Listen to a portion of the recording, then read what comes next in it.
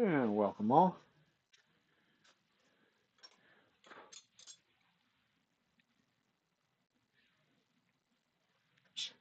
First order of business, sharpen some tools. Looks like I got my grinder somehow moved that. Oh, let's see what I did. Banged into it with my big fat head.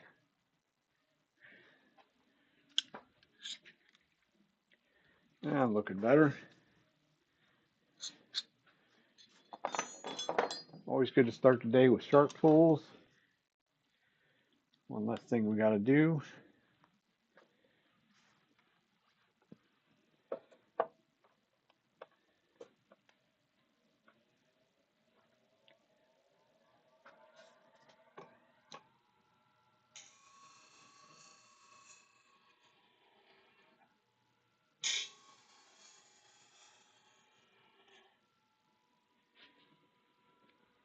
Shouldn't take much on any of these. Didn't use them very hard.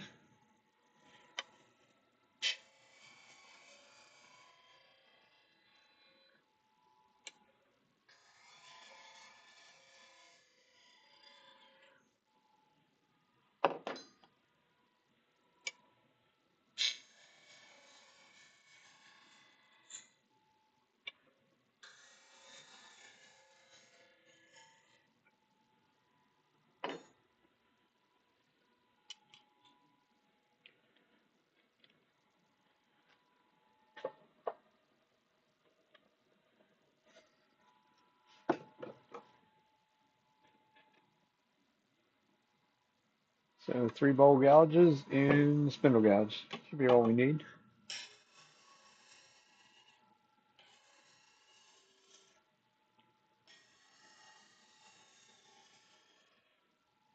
We'll be doing a bit of jumping around tonight.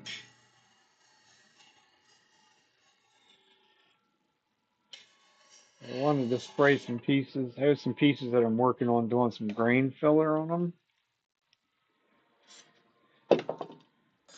And I did not remember that earlier today, or I would have sprayed them with shellac. I just sprayed them a couple minutes ago. A mess as usual. I wouldn't want to make anything besides a mess, you know? Back over here. Got a bunch of little itty bitty, I shouldn't say itty bitty, but a bunch of small little bowls. I cut up some bunch of stuff the other day and I ended up with like stacks of these little sort of little square blocks left over. So that's where we're going to start. Got some pieces that I'm waiting on some shellac to dry. And then we will probably really rip into these little ones.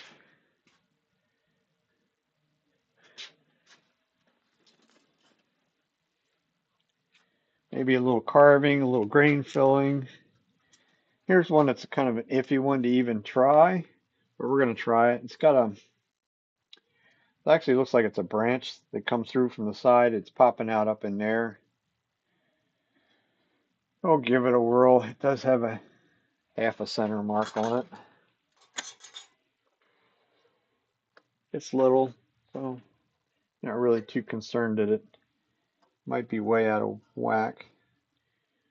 It looks like the center is way out of whack for some reason.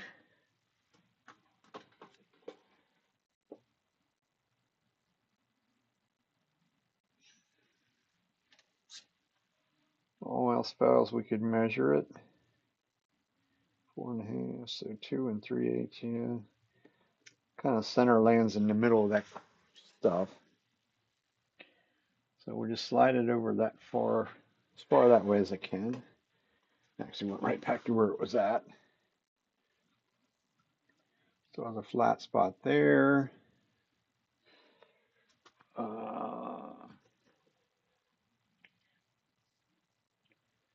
See if I can cheat it a little bit further down. No, it's going to want to go back to where it was at. Maybe it didn't.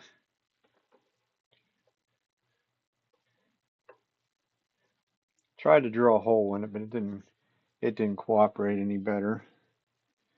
Don't think I'm going to get much out of it. Anyhow,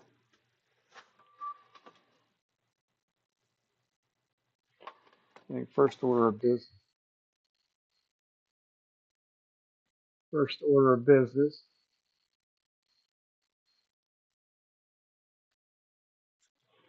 is to King Papa Daddy subscribed on Twitch. Thank you very much for the sub. Appreciate it. Trying to remember what the sound was. I don't do a whole lot on Twitch anymore, but it is still there, and I do appreciate it. So, where were we? Dust off the face shield would help to be able to see what we're doing.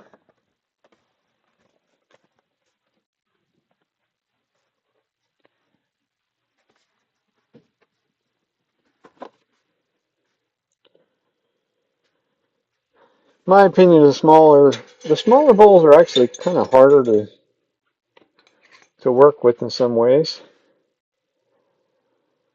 Guess I really don't need a giant sized tool rest either. Not really, I shouldn't say hard to work with, but they're different.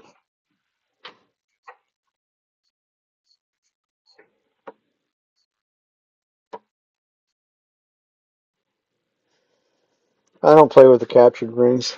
I should. I'm fairly decent with the skew, which is kind of the real way of doing them. This thing here, I'm just going to flatten this out, bottom out. You get a tenon on it.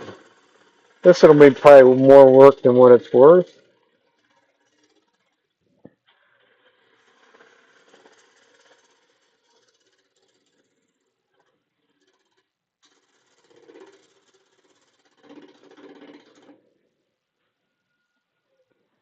Our first order of business is get a tenon on, so I can flip it around and see, because we have this ugly knot up there. Probably would make more sense maybe to go to there. I'm going to move a camera though, so we can get to where we're at. There we go. Which chuck do I have that in? The bigger one. The two pieces I just sprayed with shellac are both in chucks. So that doesn't make life any easier. They'll be dry in about 10 minutes though.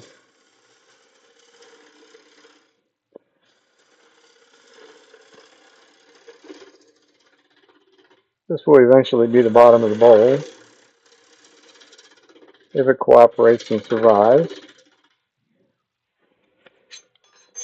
Right now we'll just get a tenon on it and grab a hold of it. I want to flip it around and get rid of that branch that's coming through from the other side. See whether it's doable.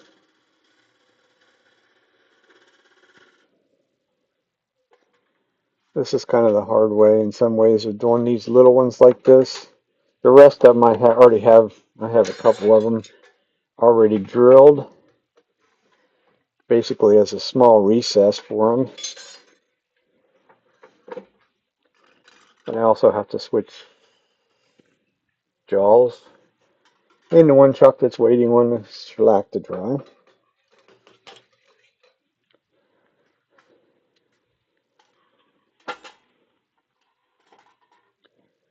Because if I remember correctly, I know it is. They're about 2 inches inside. I can look when I put it on now. That would be too easy too. I don't think so. The biggest of the Forstner bits that I have is 2 1/8, which is what the size hole I drilled in those other ones are. But if I'm pretty sure this set of jaws is bigger than that. Yes, on the outside. They're more like 2 5/8, so no, that won't work for that.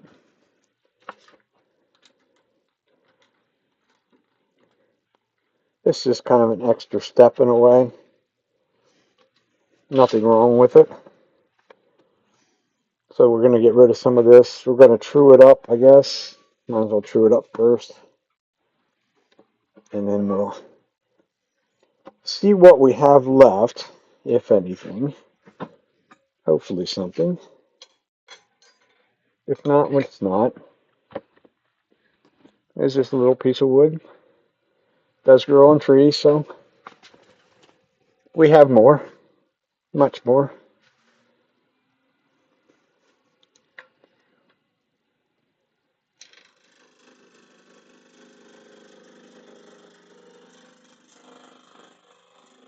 I'll sort of start there from bottom to top.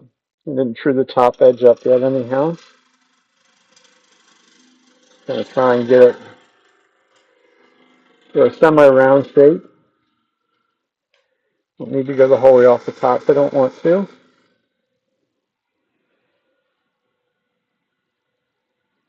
Feels fairly true at the top.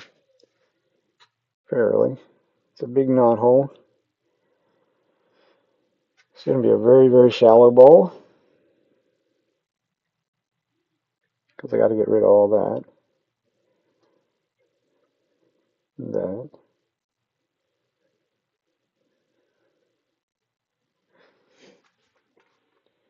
This one here might actually just be kind of a waste of time. But we'll see. Pretty sure it's going to be a waste.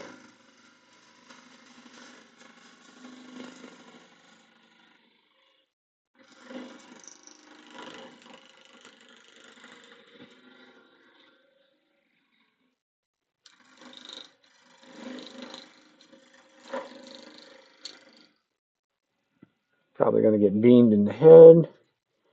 I'm sure there's a chunk of this wants to come out. I'm sure. If I can get it done.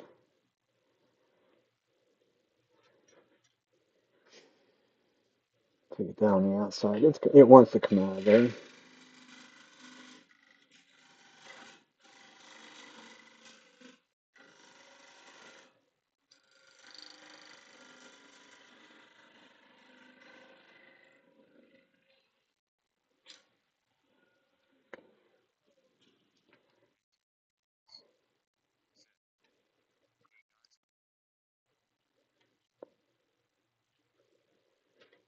How are you doing tonight, Todd?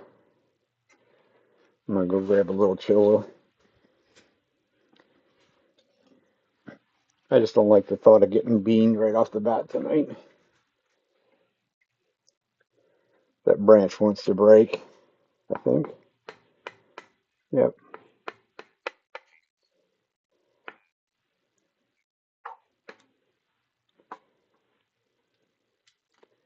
So if we were to keep on cutting in there, you knew that wanted, as easy as that breaks, you knew that wanted to come out of there.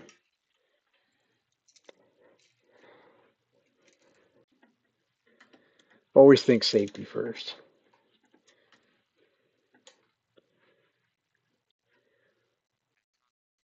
Do more like scary rather than, oh, that's the best kind of wood to get. Free stuff. That's right up my alley.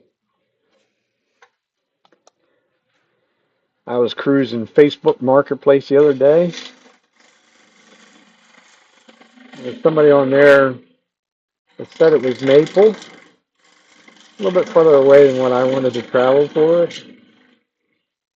They showed the end of the logs that were there, and I sort of come up with two choices for the maple that it was.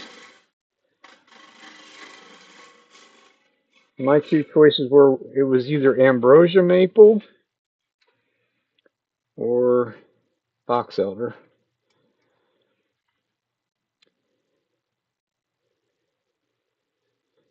And that piece is literally a waste of time.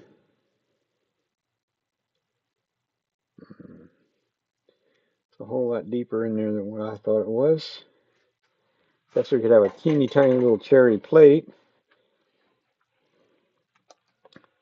We'll turn it into tips at least.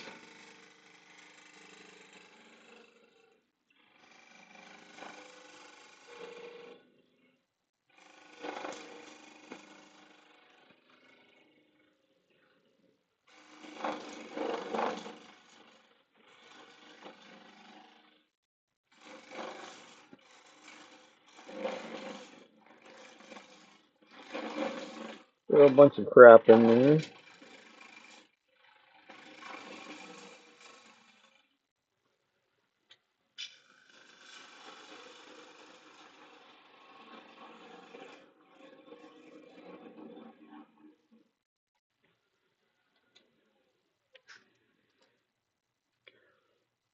Still a little bit left. Not too bad.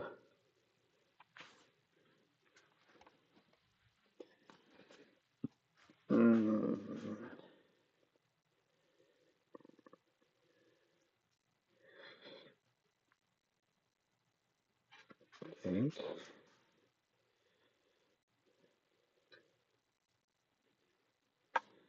Let's see, what did I say? 2 and 5/8.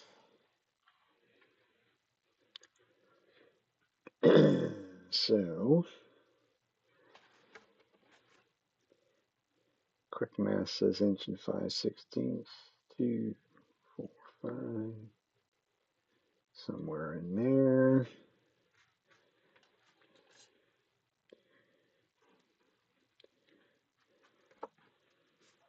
Because I still would like to do the back of this first. Just so happens I have my little square and scraper right handy.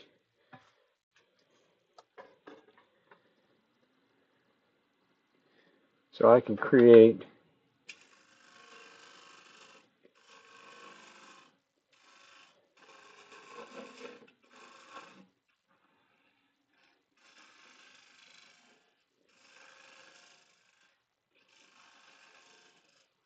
just a nice little recess for that to fit in.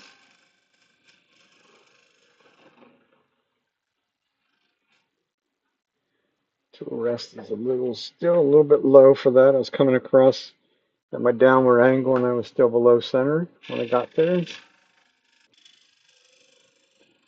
I don't necessarily want that for what we're doing.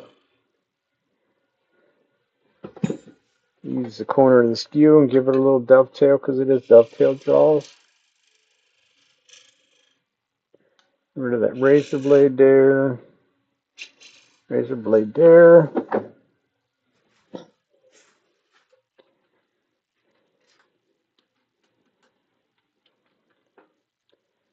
Really kind of too much work for a little piece that's not going to be overly meaningful. But it's always good practice. So once again, that foot's probably a little bit too big probably for that process. Because if I'm going to use these little plates, my wife will do her dot painting on them. She likes them to have sort of a big foot on them. So that will mean we're going to get rid of this tenant that's already there. Not at that height. Now, welcome, Raiders.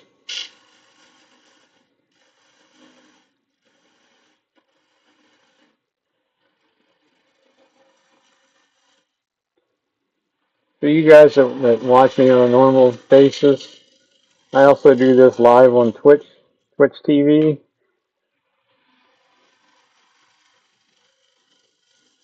If you hear me say something that doesn't make sense, that's why.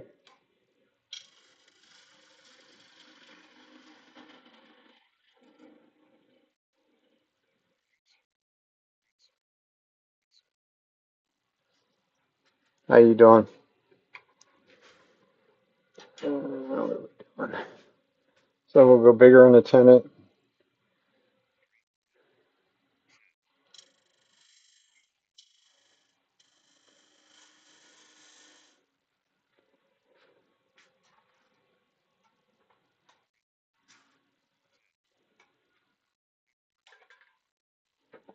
This is a little piece of cherry.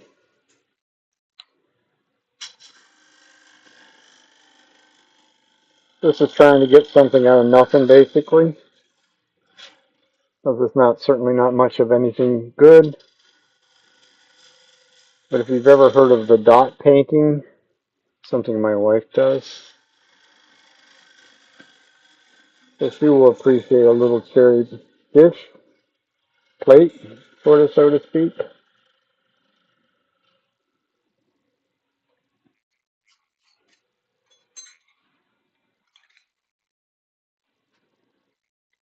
Yeah, it's another streaming platform.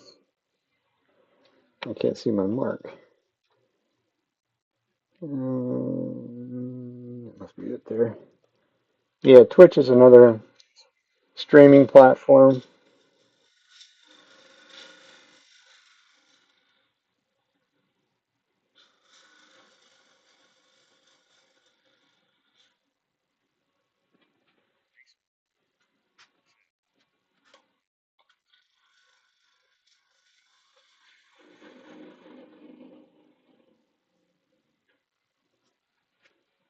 So that'll be our foot.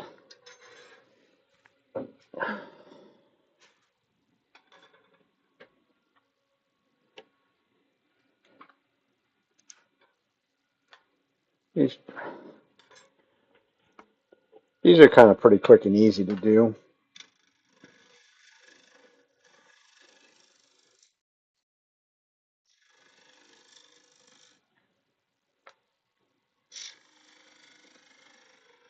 Give it a little bit of a decorative foot. Nothing drastic. Clean up this outside a little bit.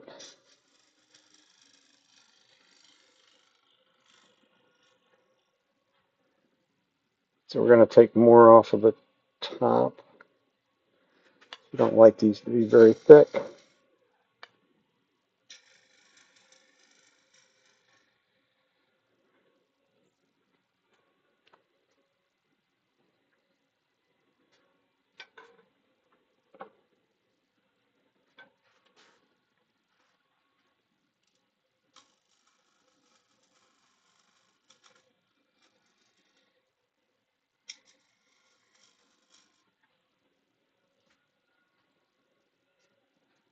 Play around with it long enough to mess it up.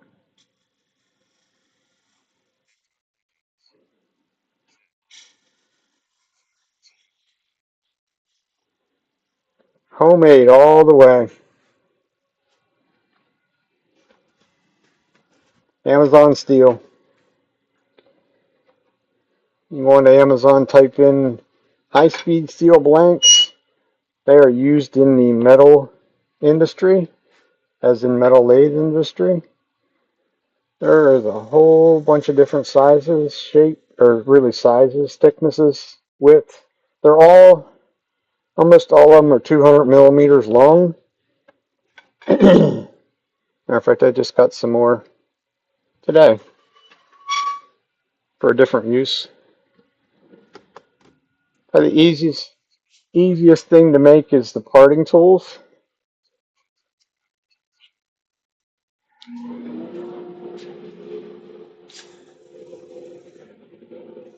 But it's certainly, if you want to try a traditional scraper, which is where I went with it, it's certainly an economical way to do it.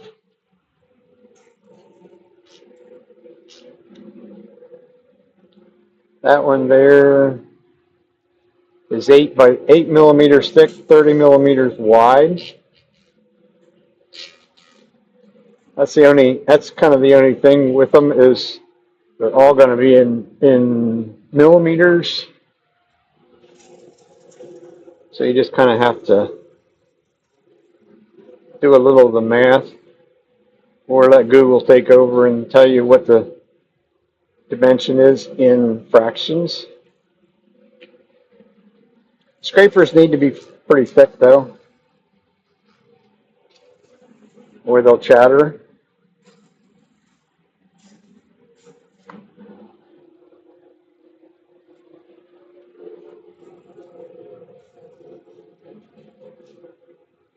But it's pretty, I don't know, it's a pretty good way of doing it, I think. It does take a fair amount of work to do them. You kind of, you have an angle grinder, especially an angle grinder with a cutoff wheel, can make it a whole lot easier.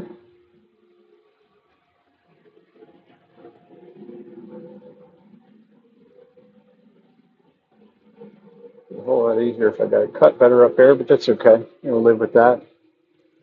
These don't get sanded real super fine because she'll paint them. This lovely piece of cherry will get turned black for the most part, at least some of the time.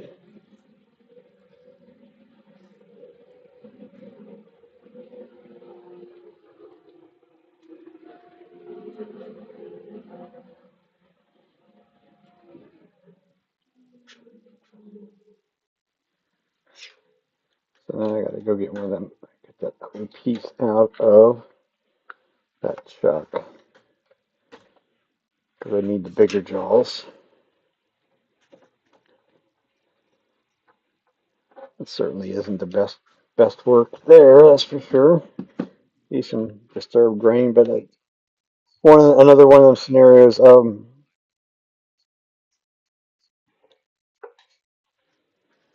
Yeah, I have. That's trying to think what those guys would call that one. That's dry enough. If you watch Richard Raffin and Thomas, can't pronounce his name, from over in Croatia, I think it is. He pretty much copies everything, copies a lot of the stuff that. Here's something we'll do a little bit later. That has its shellac on. It's been black. This is a piece of hackberry. So it's big, wide open grain. It needs to dry for a while before we go after it with the grain filler. Shellac needs to be pretty much totally dry, or should be totally dry, before we go putting the grain filler on.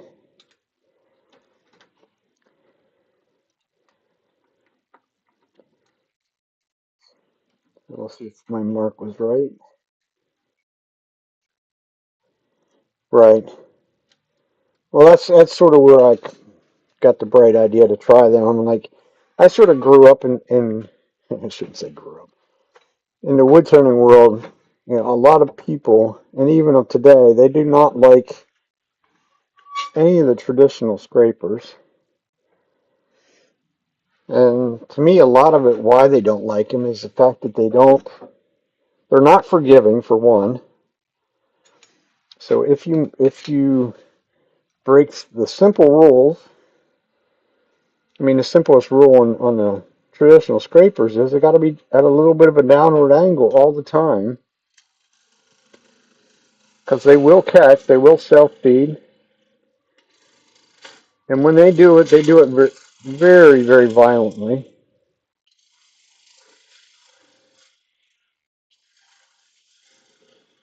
Yeah, well, you drive yourself nuts looking at them on Amazon, I can tell you that. I just did that the other night because really wanted a thin parting tool. I needed another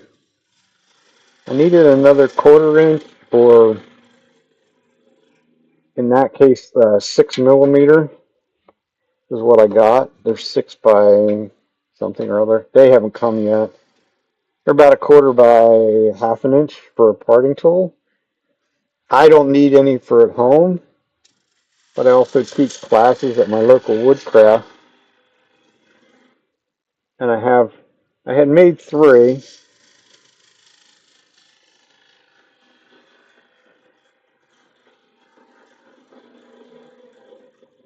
But the reason I didn't make the 4th one, I bought that particular one, that particular size. You can buy, when you buy them off Amazon. They were in a 4-pack. Actually, the other night when I looked, I couldn't really was having trouble finding the 4-pack of them. But anyway, there were like four of them for $20. So I mean, you can't beat the price. So I made basically, I got them for small scrapers and parting tools.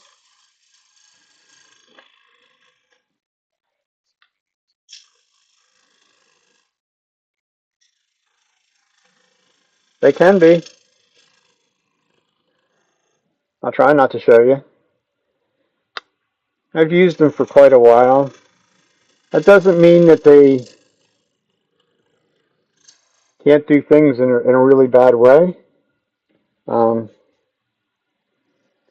but if you use them right, take your time. Always making sure that they're at a slight downward angle. Not a huge downward angle, just a slight one. It's really all they need. All I got to do is round that over. And they work well on most woods. There's certain woods that, there's just like anything else, there's always that certain woods that doesn't like right there. So I have to go back and work on that some more. That's probably some of that still left from the um, branch in there. So I can just go a little bit deeper on that, hopefully.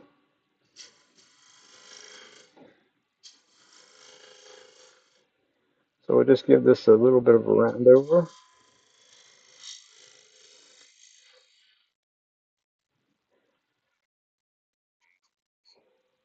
Oh yeah? Never met him. Never met quite a few of them. So a little bead will work. Back and take some more out of the middle. Try and get below that. I don't have a good camera to angle to show you, but it's not a real steep angle as far as a downward angle to make them non-aggressive.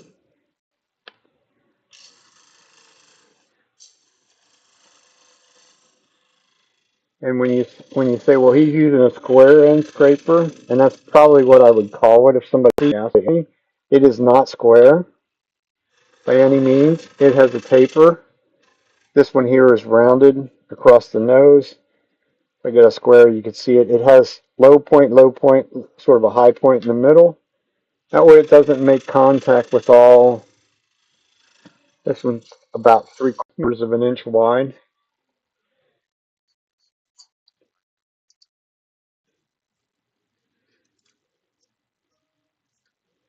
This is some cherry that doesn't really want to cooperate there very well. I'll have to be a little friendlier with it. Yeah, I got a, I kind of went crazy when I started making them because they're relatively easy to make. Um, the hardest part of making them, I mean, you're going to grind a profile of whatever you want as far as to give the nose the shape that you want. Generally, the nose the shape that you want for whatever purpose you're going to use it for. But the hardest part is making the tang to go into the handle. That is the most amount of time that you spend on them. That's where the angle grinder comes in and the cutoff wheel. Because even though it is pretty hard steel, cutoff wheel actually does a really simple job on them. Quick and easy, really, for the some part. Um,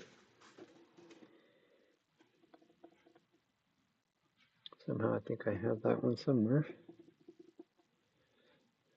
Uh, well, this would be a spear point one, but you can see where the issue is. I put it in a 5/8 inch handle. So, I mean, this has got to come down to 5/8. So you got a solid 1/4 of an inch to remove off either side. And I just take a tool that's close to this size to mark out the tang with a marker. But then I take it outside in a little vise for on the drill press. And I just make a series of tiny little cuts about every 1/8 of an inch or so apart down close to that line with the cutoff wheel, and then come back with a cutoff wheel and just literally sort of snip them off as I come back through, and do that on both sides. And then it's still a fair amount of time at the grinder. A nice coarse wheel. In my case, I actually have an 80 grit CBN wheel, so that's what I go after them with. And you got to take your time because they will get hot pretty quick doing that. But the end result is actually quite good. And they don't have to be pretty. That's the way I look at them. They just have to work. And you have basically when you're done, because if you were to go wherever, this one might not be quite as bad. But I should, oh, there it is. I was going to say I knew it was out. So that would be a bowl scraper. So I can show you on one of these little bowls. It sort of has their radius nose. It's also 10 mil thick, 30 mil wide, 200 mil long. So when you start doing them, you know, it's really heavy. Nice long handle. You can reach over the tool rest. That's the amazing part. You see this little round circle back here. Get it up here where you can see it. That's a little rare earth magnet. The piece that I'm going to grain fill here in about another half an hour or something like that. That's how much was hanging over. The tool rest basically would have been there, and the whole rest of that, it was down inside of that piece. That's when it gets to be interesting. Scary, maybe. Scary would be a better part. It's not too bad going down the sidewalls. You can get down them really nice and easily. It's when you make contact with the bottom, which is all end grain, because it's a side grain piece. That's when life can get exciting. It wants to grab and dig in if you're not being gentle. And it's kind of hard to be gentle in that situation because you can't see what you're doing. You can't see a thing. It's all pretty much blind faith in what you're doing. But once you get to the bottom, it works just the same as it just did on that little piece where you can see what you're doing. It really does a nice job because you can't sand down there. It's almost impossible. So we cut it clean enough that you don't have to sand.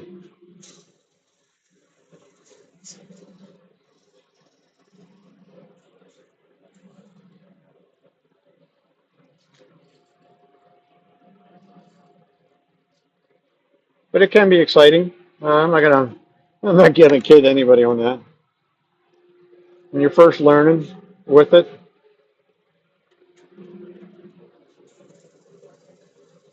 because when it self feeds, it does it with vengeance. When it grabs a hold of something, there is no question about it that it is super aggressive. As in the piece that I was working with was a piece of hard maple. It was the offcut of something, so it was only smaller than this, probably 2.5 inches in diameter, something like that. End grain, which is where they really will shine, because they will cut end grain clean, not cleaner than what you'll ever sand it. And of course, you know very well as I do, end grain is almost impossible to sand. But in practicing, playing, I call it practicing. I'm like, wow, this is really neat. And that little space between the ears kind of took over and had a little, I don't know, little fade and whatnot. And I dropped the handle a little bit and got it to where it was level. And that I do not like at all. A little bit of picked up grain in there, but like I say, I'm not going to worry with it because she will paint it. Paint will take care of that. In dovetail jaws, when it grabbed and did its little self feed move, They because when they self feed, this mine are grounded about 60 degrees across the nose, so it will not release. When it digs in here, it will not release until this bottom bit touches the wood and pushes it away. Well, when it did that, it pulled that little piece of maple completely out of the chuck, threw it across the room, landed, and I walked back over. I'm like, wow, that was exciting. Went over and picked it up, brought it back over. It did not break the tendon. I tell people that I'm like, dovetail jaws are extremely strong. It literally pulled it out of the jaws, threw it across the room, and I come back over, and I don't give up on things like that. I literally opened the jaws back up and put it right back in and kept on going with it. And, it leaves a huge chunk where it did what it did. But, lesson learned. I've had a couple other small instances with it that caused a little bit of excitement. But for the most part, they do really nicely. The really scary one to use for me and probably for most everybody would be the one that I pulled out, which looks like a medieval the spear point one. That one is, I'll put it this way, I don't do the amount of things with the spear point as what Richard would do, or Matt Monaco is the one to really watch when it comes to doing some of the stuff with the scrapers, because he also likes them. He loves the spear point one, but I've never had a good watch with it, thank goodness, yet. Um, but it does a wonderful job, but I do not trust putting that one down flat at all on the tool rest. It's always up at an angle, but it will allow you, like in that tenon area on that little bowl. If I would have been so minded, you can literally get in to an area like that into a very, very small corner without a whole lot of risk.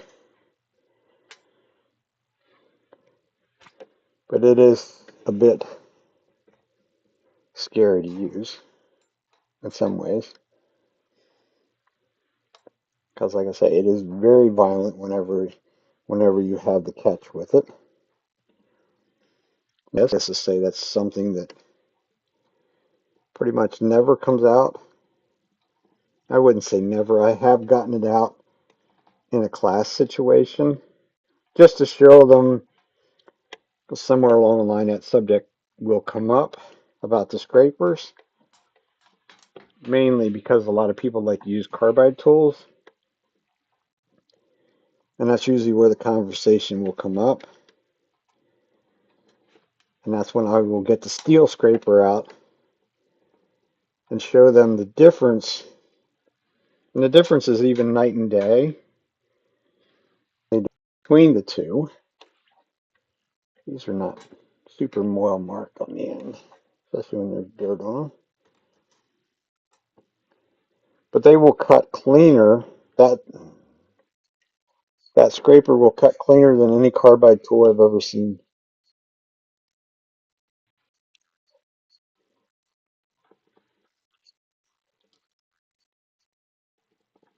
Well, I'd like to know the science behind that one. Um, yeah, the negative rate, because I have some of them too from over the years. Somebody saying, oh, this works so well and this and that. The negative rake, the double bevel scrapers, whatever you want to consider them, the burr does not last very long. These traditional scrapers, and that's by no means is some super, it's certainly not a Thompson steel or something like that in any of those ones that I'm buying from Amazon. But that burr lasts a very, very long time. And if you're lazy, like me, you can literally take one of those little, actually a diamond file,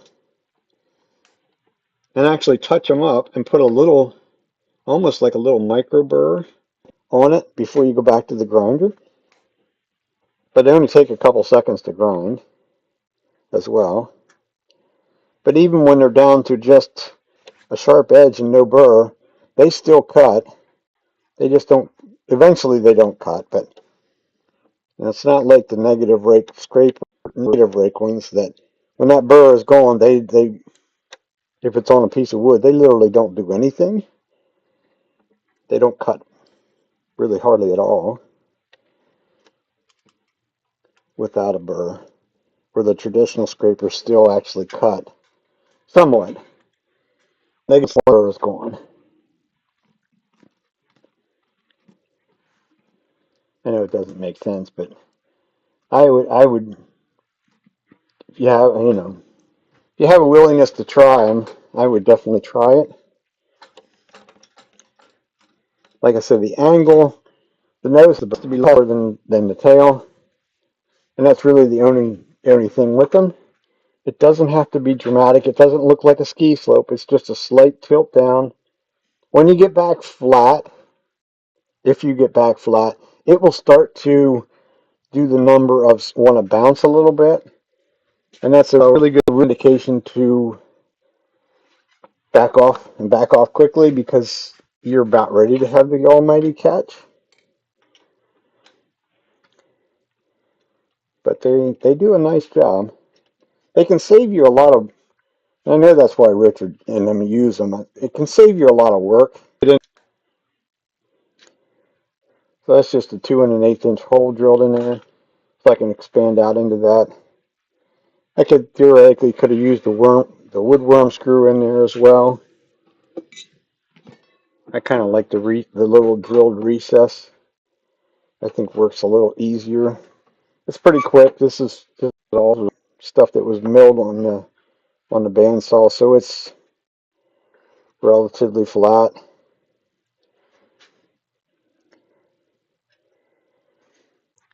Once again, there'll be another sort of little small bowl. See if I have anything left on the one gas one. Try it. Get rid of the corners. This is kind of deep for the size of it. There's kind of motive behind that madness. Also, there's nothing says we can't bring the tailstock up at that point, which we might as well. Give it a little support.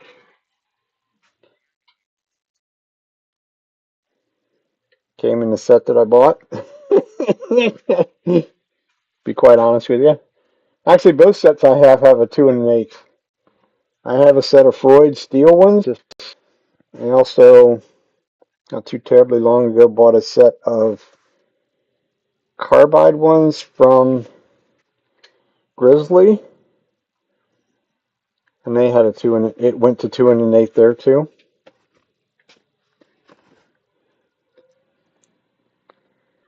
I'm a steel using kind of guy.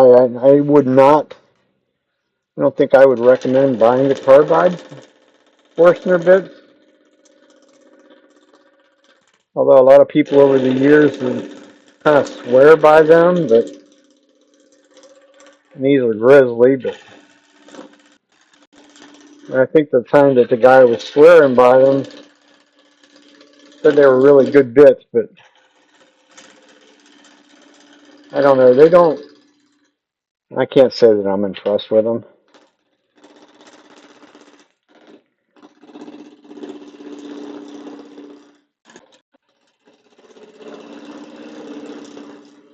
One could be a little less lazy and actually take that to the bandsaw. Didn't see me move the tool rest with it running.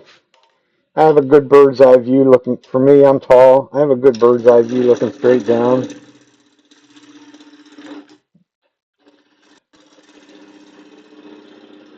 Just trying to get this to a semi-round area.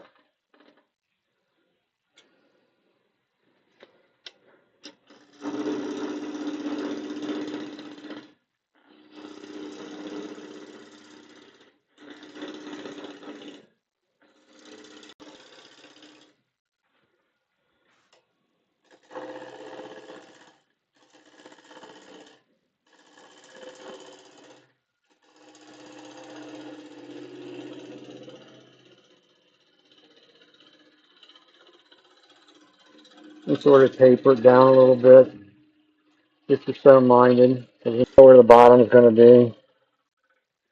Won't give me a very overly clean cut, even at that. Now we should be able to, once you get rid of the square corners, then you can go up to whatever speed you want. So we can make our cutting much more efficient. No, still not quite there. Should be close enough there.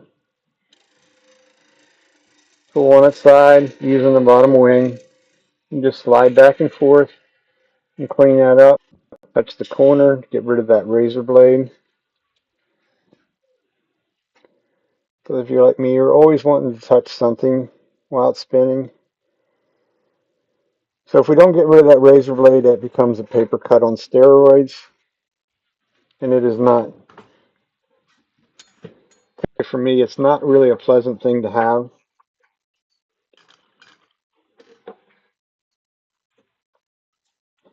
All right. Thinner is always a plus.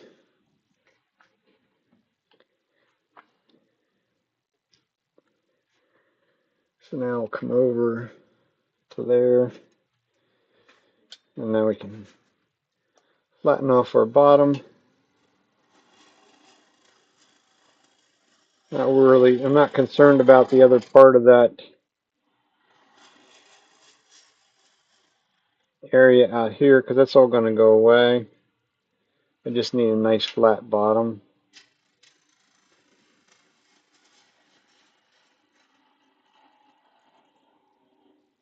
We'll mark our tenon, then we know where we're going from there. This one's probably going to go with a pretty good size foot, I think. We can always take more off. We can't put it back on, so we'll make a bigger tenon than what I need, or what I think I need, because there's nothing says that we can't go back to it, take more off. It's just a rather challenge to put material back that you've taken away.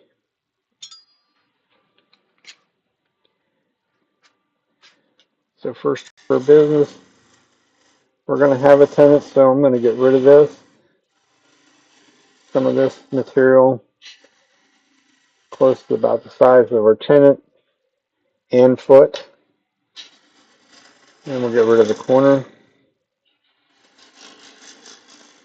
As we get rid of the corner, we'll start to make a round shape. Like I say, this is going to be way too high, so I might have to do something different. What I was really thinking of is a little bit of a carved rim, a carved area up top.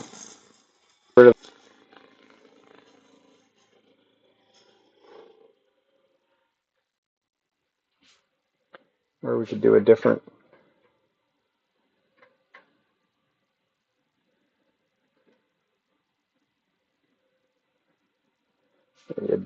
sort of a shape up there.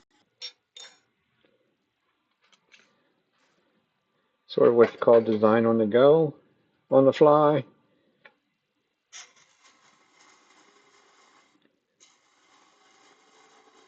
Establish our foot and our tenon all at one time. Foot and tenon's all one. Light undercut underneath so that it sits flat on the table. Once again, a little razor blade there to touch.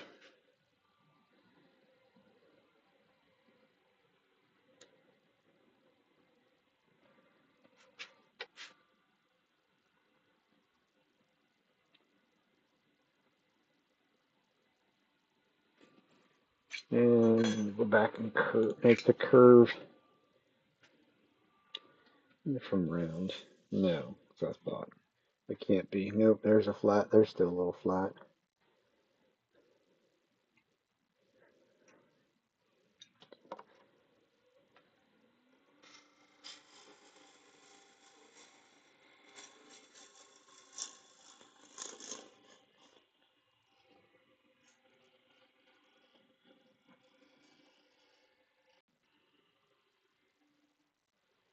So we make a curve up into there.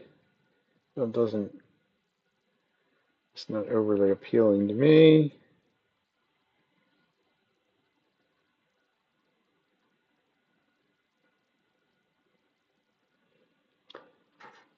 We're going to go down. Going to take our foot down to a smaller diameter. Basically next size down in chuck jaws that I have.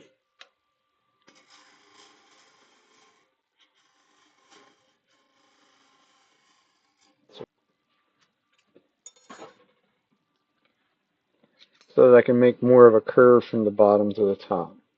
That's really all I'm after.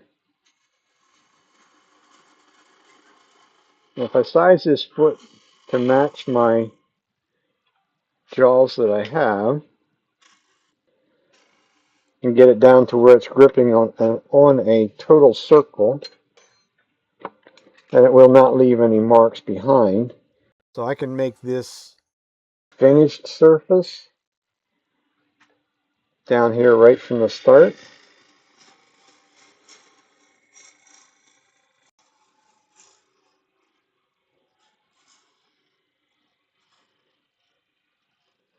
In all practicality, this thing should probably stop right about there, where at the end of that, to make it look, still looks fat.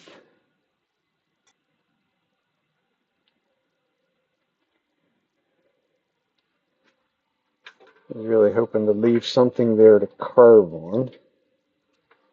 Guess I could do that, maybe.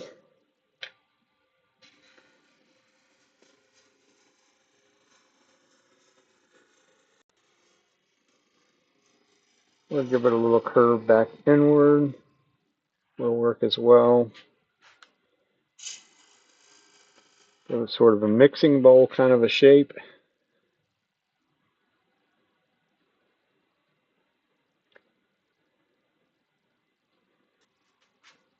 Get rid of all the goofiness.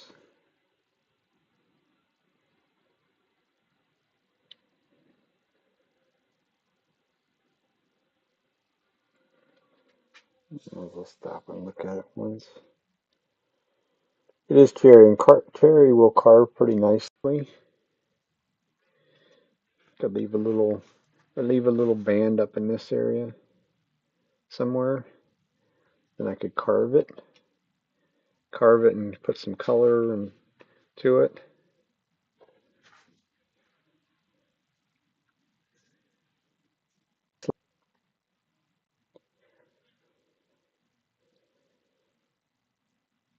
Everything but up there is nice and cleanly cut. I need this to go down into, put that down into my tenant feather. Easiest way to do that, actually, for me, what I found is to actually just do it with the scraper, because I can get it right into that corner. That way, I don't really need a shoulder in there for the chuck to grab onto. Let's see whether this, not all woods will scrape, cherry being one of them. Didn't really like very well.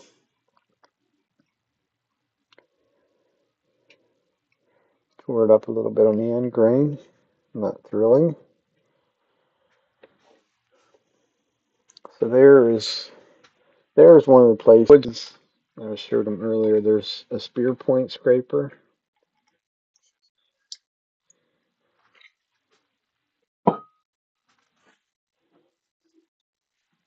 Yeah, I understand.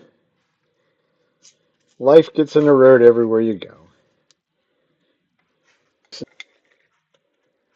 So we'll switch over to our what looks like a weapon, which it could be a weapon.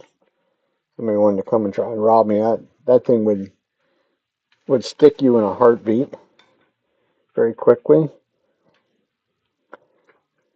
Tool rest comes down a little bit. This is going to get used up on a very long angle downward. And drop the tool rest a little bit further than that.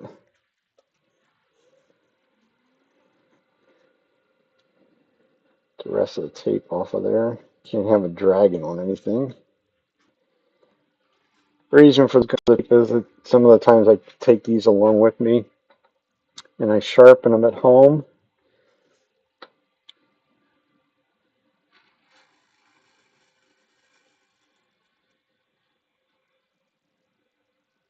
And I just cover them up with some tape.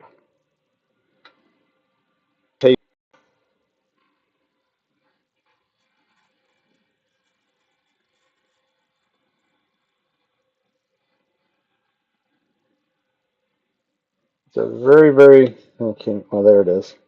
That's the shavings that comes off of one of them when you use it properly. So that should give us a pristine, cleanly cut surface, which it did, which is what we're after.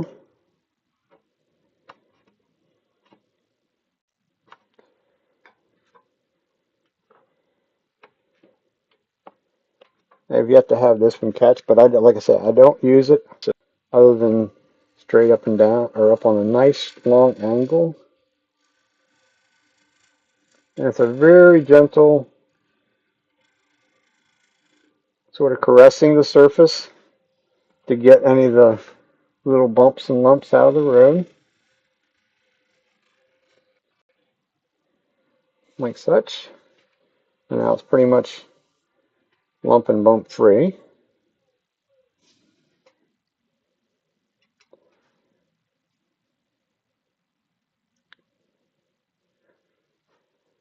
So that's kind of a, not totally, gotta do a little bit more up there. Because when you're going to carve these, things have to be kind of almost at a perfectly cut to start with. I will mark a place up here somewhere to where I'm going to carve a little section. Now I say I'm going to carve it, I'm not sure I have the carving tools down here though.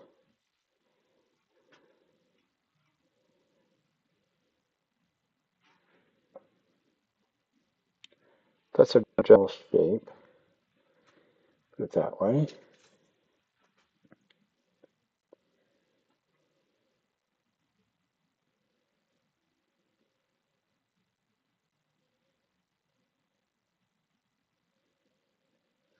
So let's see if I come down a half an inch.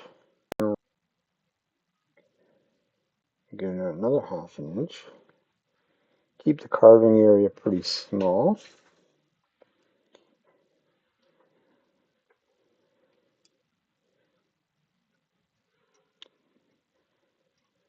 So mark it with the pencil.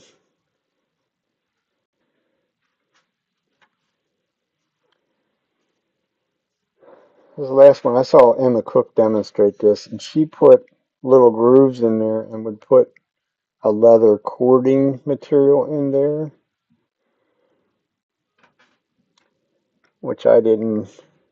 I tried on 2 different occasions, and was not overly happy with it either way. But I think that's where the carved part's going to be. But I probably really shouldn't sand it before I carve, but it didn't seem to affect it too much the last time. The reason I say about not sanding it is because of the fact of you're going to leave some abrasive behind. And if you know anything about carving, carving tools are extremely sharp and a very fine edge. So leaving abrasive there could dull the tools a little bit, more so than what you want.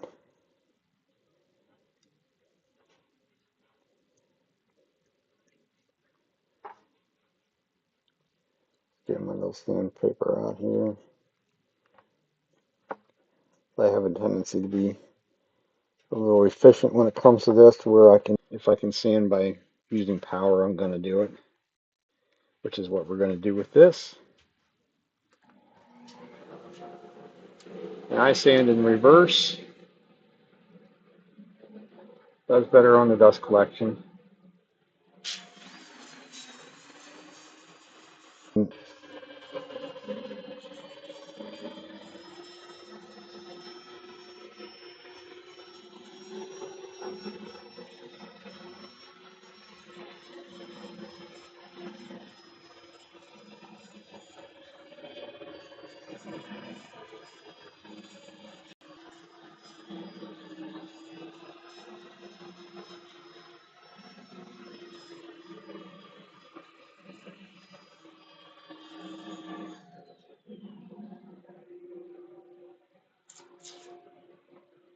So with the extra little effort there with the scraper to make the shape right and make sure we have no torn grain, gives you the availability to start a little higher in the grip. I started with 150. And as you see, it's very quick. Sanding shouldn't be much of a chore. We might as well do the very bottom as well while we're there. And we'll have to go in with a little bit of sheet sandpaper to get in the edge. That'll be one of the last things we do with it.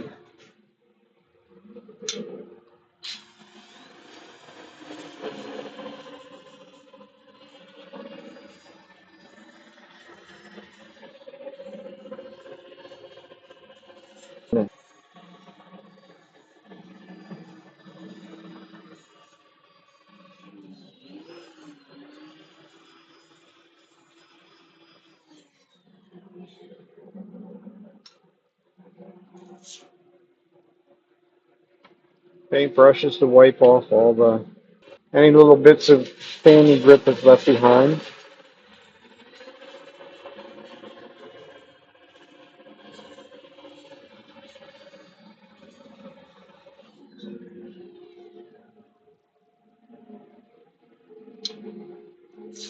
So once we get the initial sanding with whatever the lowest grit is, the rest of them are very quick. All we're doing is making the scratch pattern be smaller and smaller until it's small enough that you can't see it.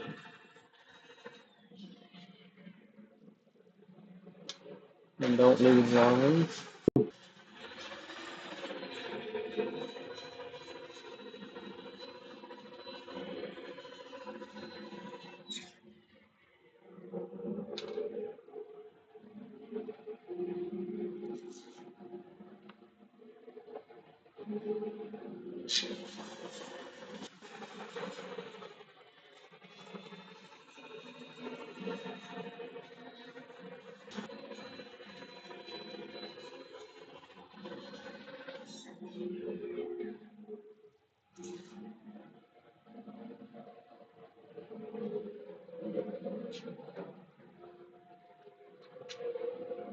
And you'll need to take care of this little area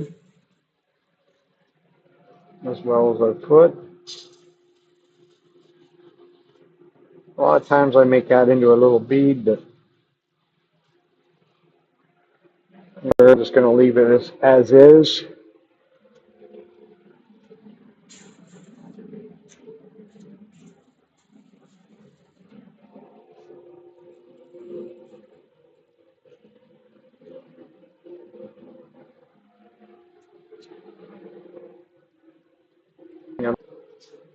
And we'll go the whole way through the grips as well.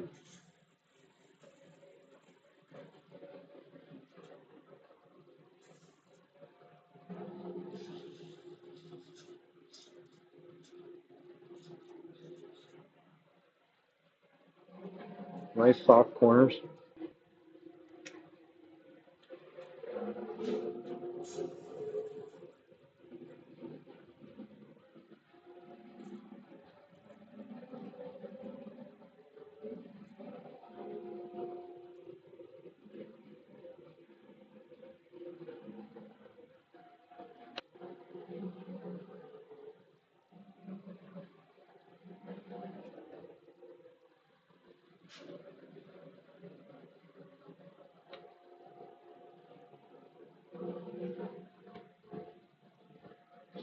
It does appear that I left a little bit of scratches up there. Unless I didn't miss the spot. I'll just shrink the rim down a little bit.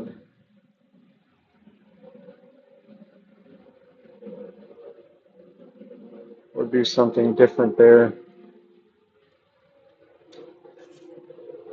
The other thing we can do to eliminate some of that is go back with some 800 grit, either 6 or 800 grit, and do these little swirls, especially if you do it with 800, because your eye cannot see the 800 grit scratches.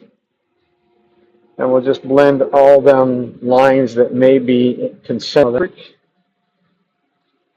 Just blends them together. It's also going to take this shine off of it, which is not an issue.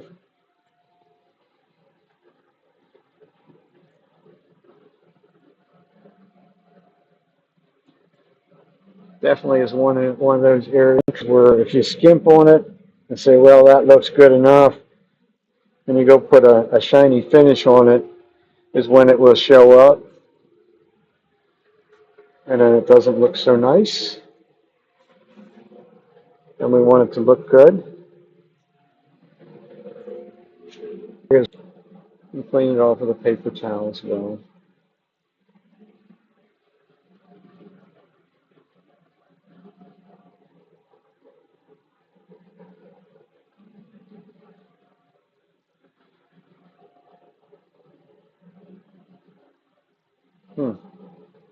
I'd be going back to sanding period. There's a little place where a little bit of picked up grain.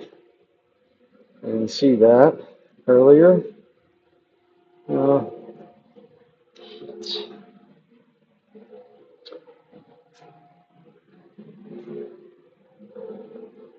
Shouldn't be in such a hurry that you don't.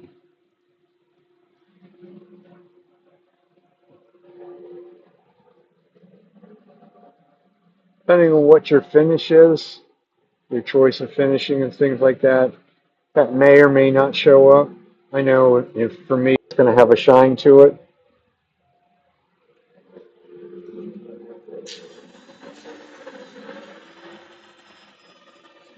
I don't necessarily have to sand the whole entire thing again, but I will probably sand 3/4 of it. Maybe it's where I get below that little area that I found. Would have been better if I had marked it. I think I got it.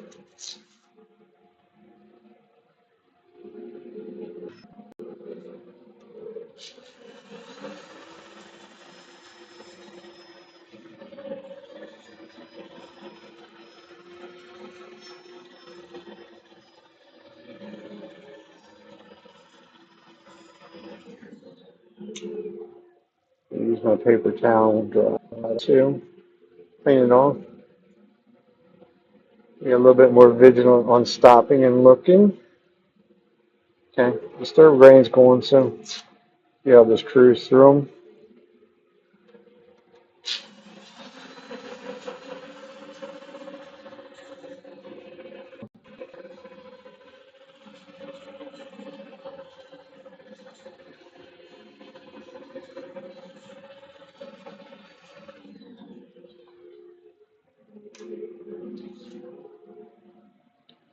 Better to take the couple minutes out now than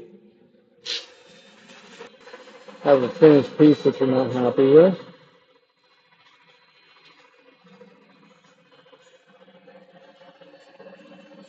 When I get finer and finer, I will go further down.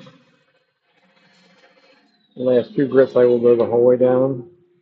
But that sanding by hand has a tendency to leave lines in there. And I can't get the whole way in beside that pennant, but I can at least get very close to it. And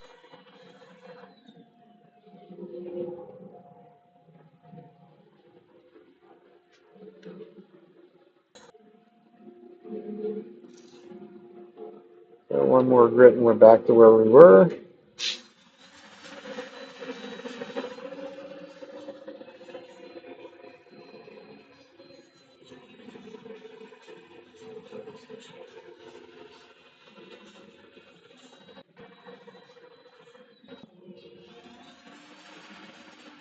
Once again, remove that razor blade edge.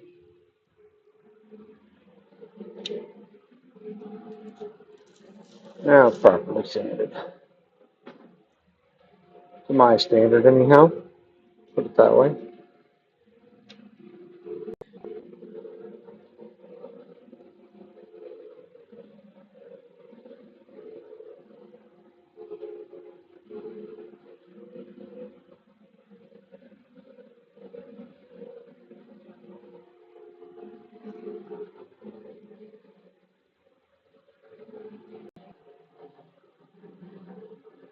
Sort of the problem with doing the next step to this process.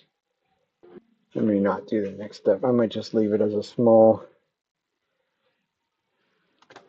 I don't think I brought everything down that I needed because I think my paintbrushes are upstairs.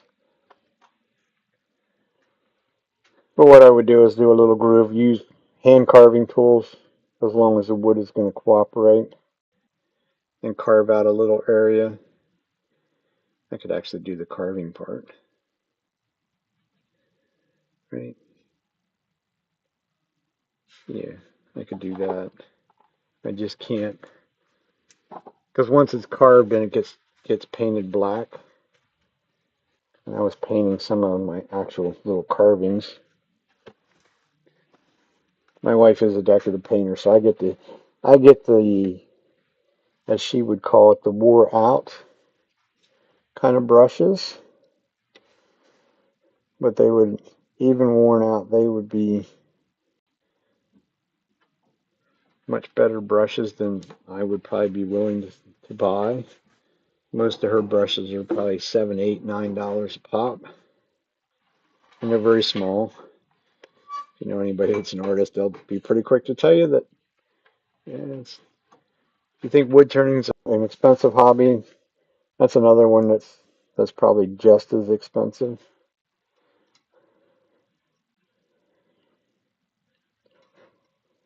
You see, technically, she has way more carving tools than what I have lathe tools. So we'll give this thing a bead.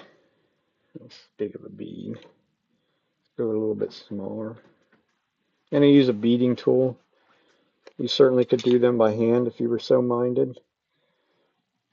I just like the simplicity of the beading tools.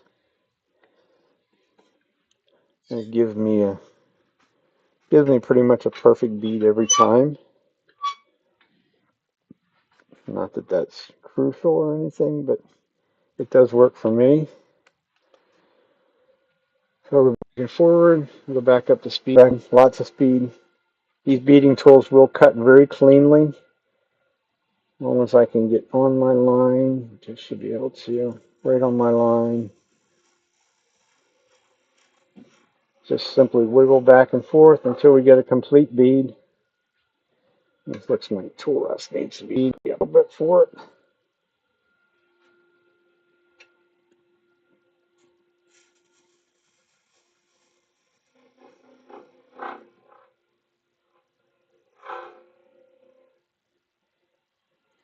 And that's our perfect little beads. Not quite. Didn't quite get to the bottom. Left a little bit on both of them actually. Probably the best bet is to actually put a little pencil line on there so you know when it's truly to a, a full finished bead. These are not really designed to keep cutting that bead deeper and deeper as you would go.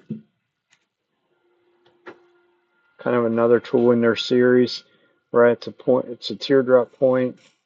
I can go in and just sort of roll that a little bit to the side. It's still really just sort of a little scraper. Just going to soften that edge up a little bit.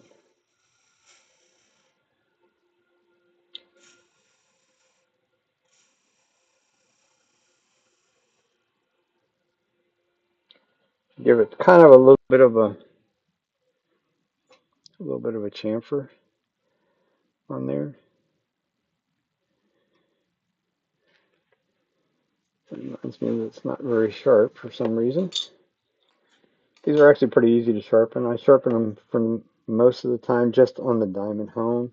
A little bit holding them flat, draw them back. Of course, like any other thing that you might hone, you can only do that so long, and then you will have to take these back to the grinder and touch them up again. Very, very light touch up. Just get the whole way into the bottom, roll over a little bit. Don't need to worry about this center part very much. It's going to get carved.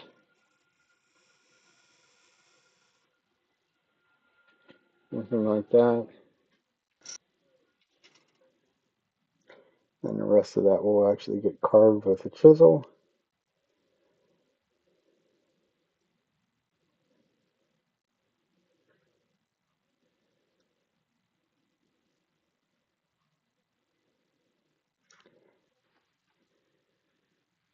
I think the last time I actually did it, this actually will get shellac on it. Because the last thing I do with it'll get chameleon flakes for the color eventually.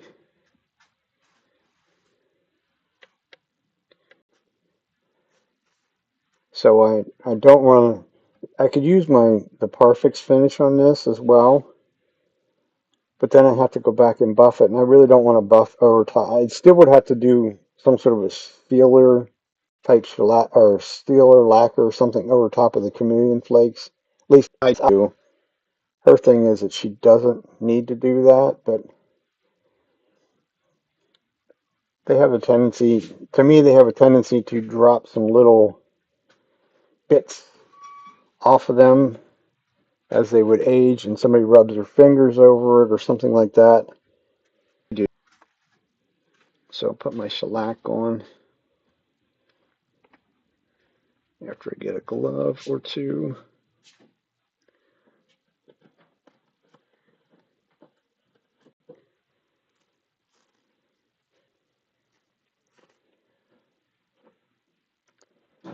By then, this other piece over here should be ready to do some grain fill on it.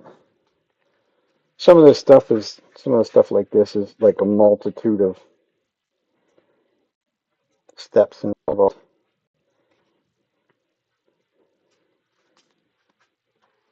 She actually did this in a demonstration, the Tennessee Wood Turning Symposium. It's a very interesting demonstration. I was very pleased with it. I've had this stuff for quite a while and never really took the time to play with it, so to speak. So we'll put the coat of shellac on this. Probably, hopefully, I have one of the little brushes down here because it's very hard to get into that bead area with anything. I don't want to smear a ton of shellac up over top of that. Another thing that would have a tendency to dull my carving tools quickly. The reason I put the seal coat on now is so that when I start slopping around doing that area in there with the paint and the flakes eventually,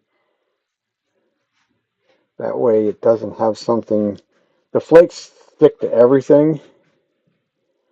So I think the very first one I did with raw wood around it, and then I had a very difficult time removing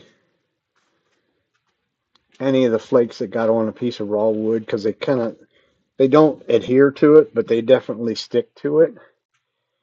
And it was not a fun experience. As always, you learn by your mistakes, or at least you try to learn by your mistakes. I do have brushes down here. So I could do the black, but I'm going to do the shellac first. Shellac dries very quickly, so I should be able to get back to this for the end of the night.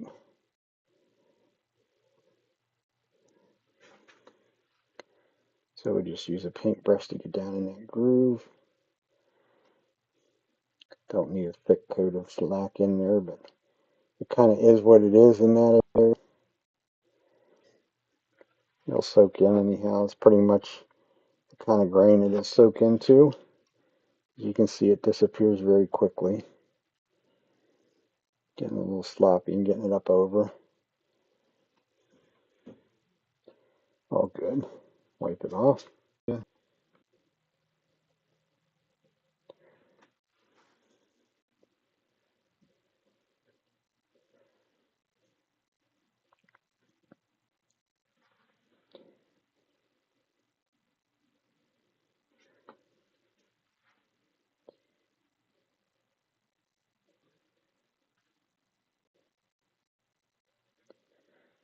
Makes it easy because the black that I use on there is just a simple craft paint. So if I get sloppy, which generally happens at some point, somewhere along the line, that the craft paint doesn't really stick very well to the shellac. Well, it will stick to it, but you can use your fingernail or whatever and sort of chip it off. So it's not so bad. So unfortunately, another thing that's going to have to dry. Alcohol would be the solvent for that. So just dip the brush in some alcohol and I'll dry it off.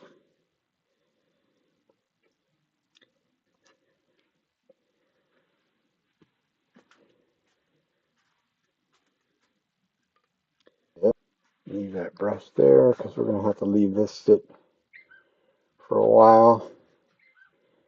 Otherwise, I'll have sticking my fingers in wet shellac. Of course, throwing dust all over it doesn't help either. So that's where we're at with that one for now. Like I said, there's quite a bit of this stuff that's too many steps, really. Not something necessarily to do on a live stream. I think I better do another one of my little cherry bowls.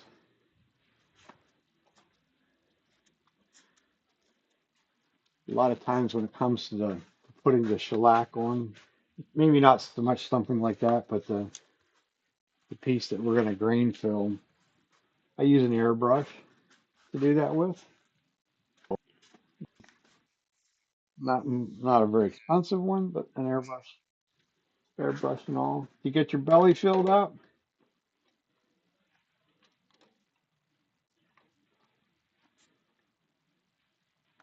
So we'll go on to number 2. This stuff was just cut out of a log the other day. It seems like it's dry enough.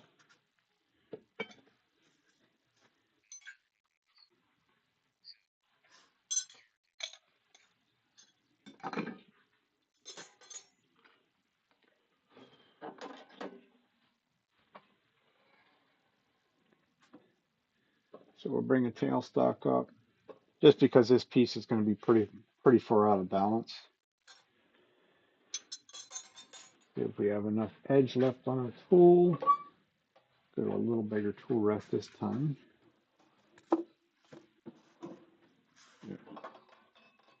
Already had it out.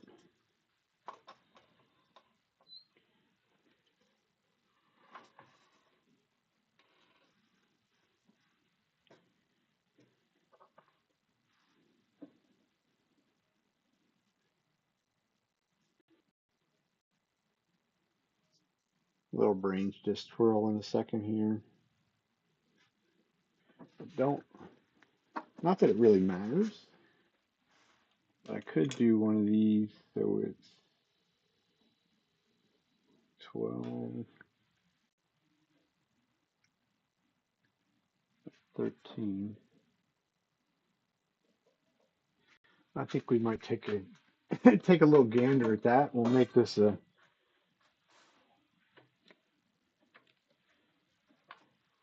this a square rimmed. When you use square rim, it doesn't have to be perfectly square.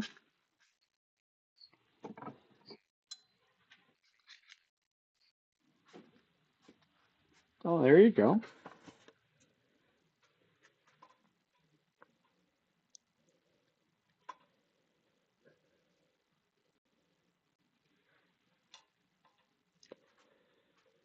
Cool, Rest. I was going to say something's ticking, touching that one of those little bugs there.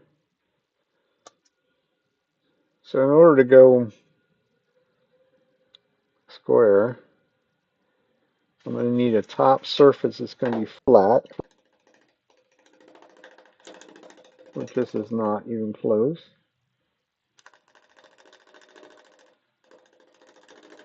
Just take little bites.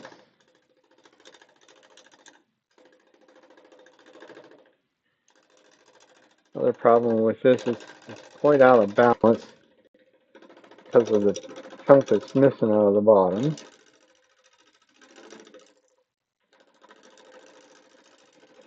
This is something that would normally be spun quite fast. So we're just barely touching, not even touching on that corner. What I'm going to do is come around, going to not make sense, but I'm going to come around to the back of this and try and get this thing balanced up a little bit because we're missing a chunk.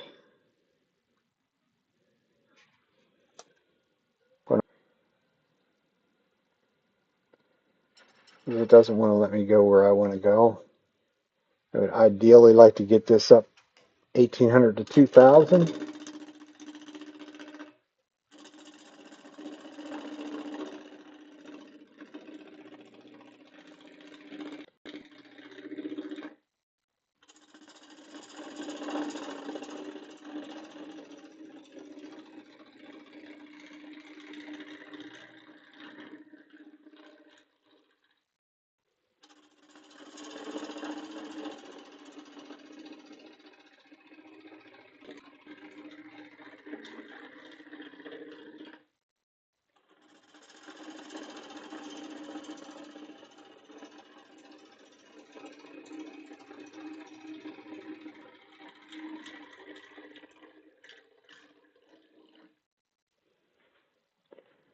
Still got a void in there. Big void, no less.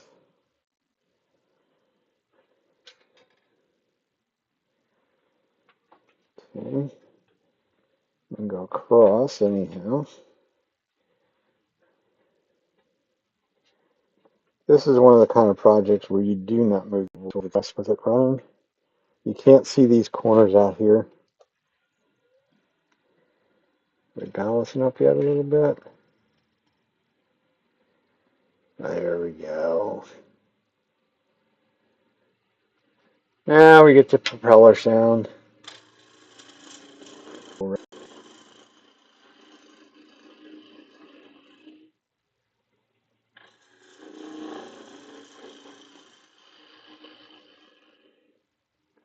Really just trying to get this evened up down here. Normally don't do that on a flowing kind of a bowl though. That might be something different though. Might have to. Still there.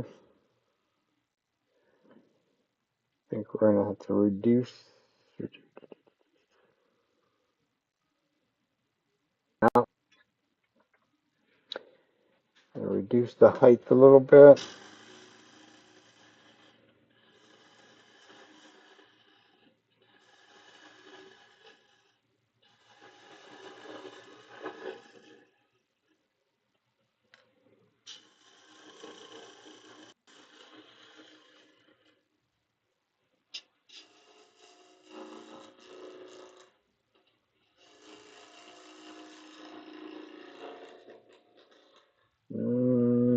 Don't get up there too far. This is where I should have the top, where it should be first. I haven't touched there yet. I don't want to go any higher than that.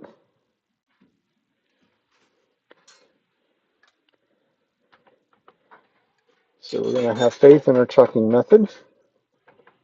We're going to go from there.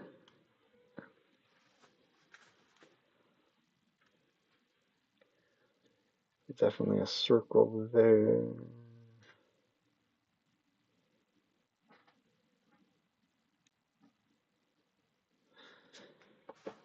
Don't mind me, just thinking out loud. There. Okay. All else fails, set the foot in place. So we know where we're going to be there.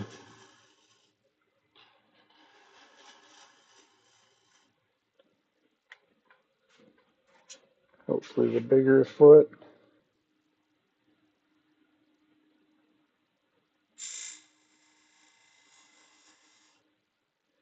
So that should be our foot.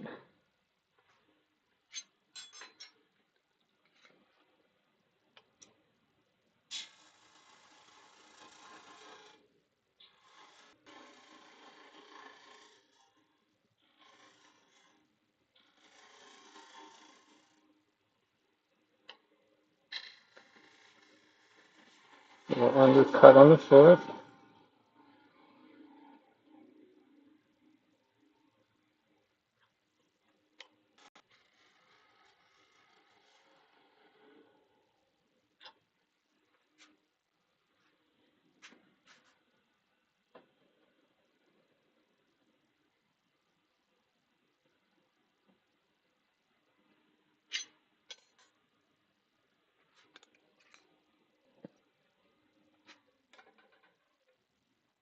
So that's established.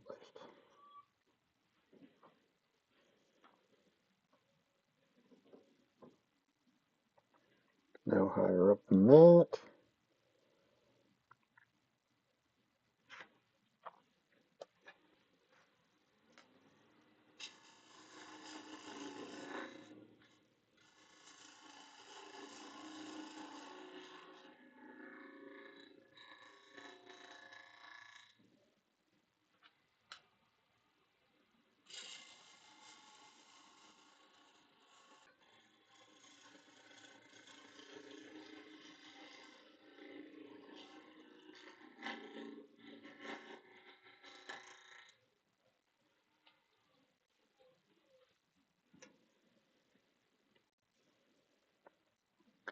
That's our lowest corner, so that's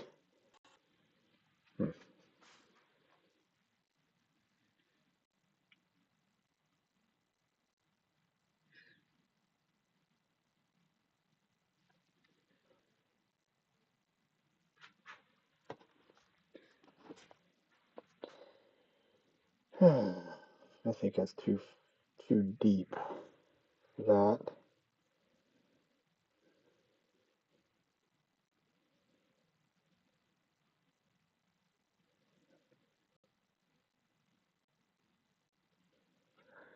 Unless we would do something really weird.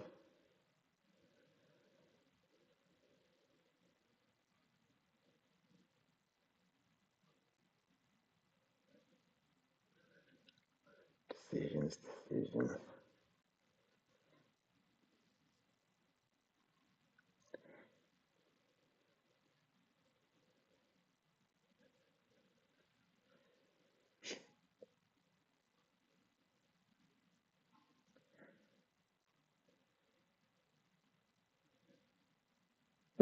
Let's try it. I guess. Oops, wrong thing. Back to my spindle gouge. Knock that corner off. Go into that corner. Sort of radius that corner out a bit.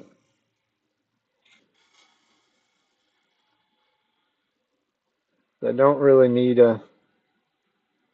What's interesting?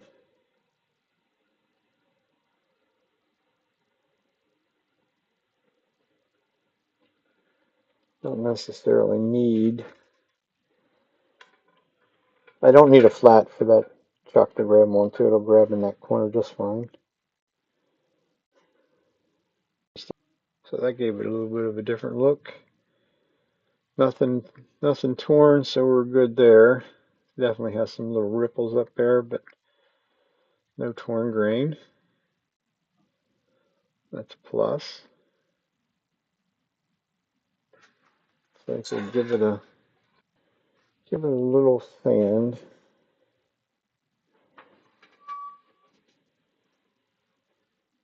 It's easier to do it now while we have support for it, because if I cut these wings will be very thin up here, at least into some point, and then I'll make a little bowl shape out of it. But it definitely,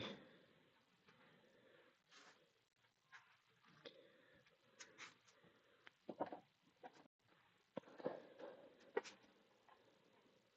course, this is the fun part of any of these kind of things, is to sand them. And that's small, so I'm probably going to have to use 2-inch disc. Try it with a 2. Sometimes I go to a larger 3-inch disc just by virtue of it gives me a little bit more support. It will be done in reverse, just like before. The only difference when I sand something like this, rather than going down to like 600 or 700 RPMs, it's more like about 975. And that's just because of these wings. The quicker they go around, the less there is to catch on them up there. Nice light cut.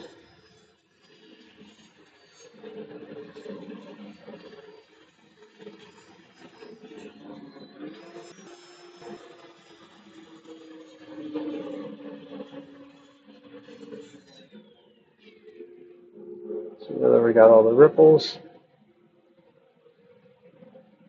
And again, if you do these and you have trouble with sanding up in there, nothing says that you can't sand without it spinning. A lot of times you do. A lot of times, especially when I get to the top, I will. When they're thin, I should sand this area first this time. That way it'll blend better. And also want to do that in forward. A little better visibility what I'm doing down below rather than above in that area. So I have to get in there up close to that tenant.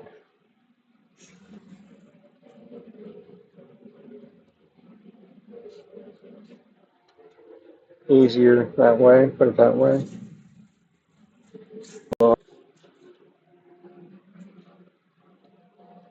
And hopefully I'm in the right, I should be in the right line because I have them calipers set so that they're going to give me that circle that I'm looking for in there. And they literally don't leave any lines, any chuck marks.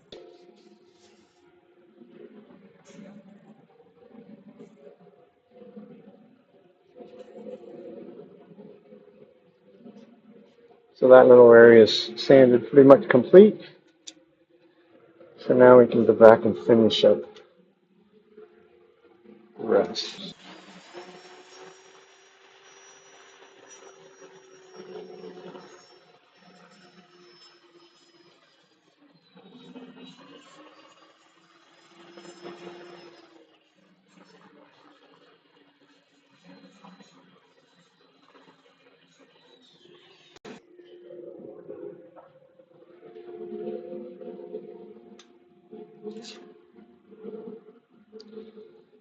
I know most people don't like to watch sanding, but this is kind of the process for this stuff.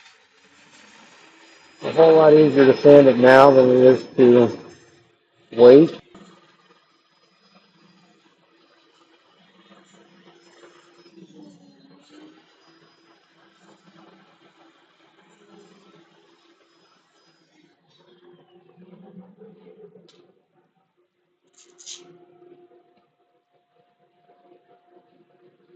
Must have touched the edge of the pad or something to that. I see a little black line going around in that tenon.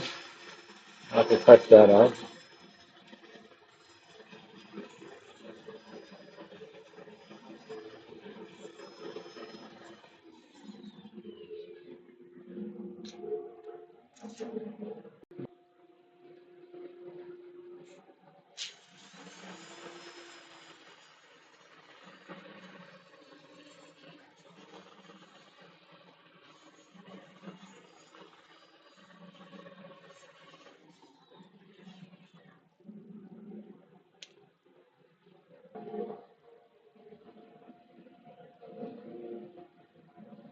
That should be good.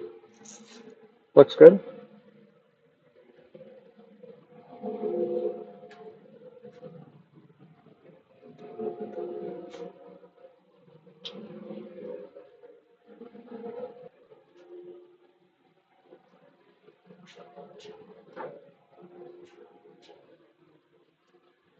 And a little touch up here.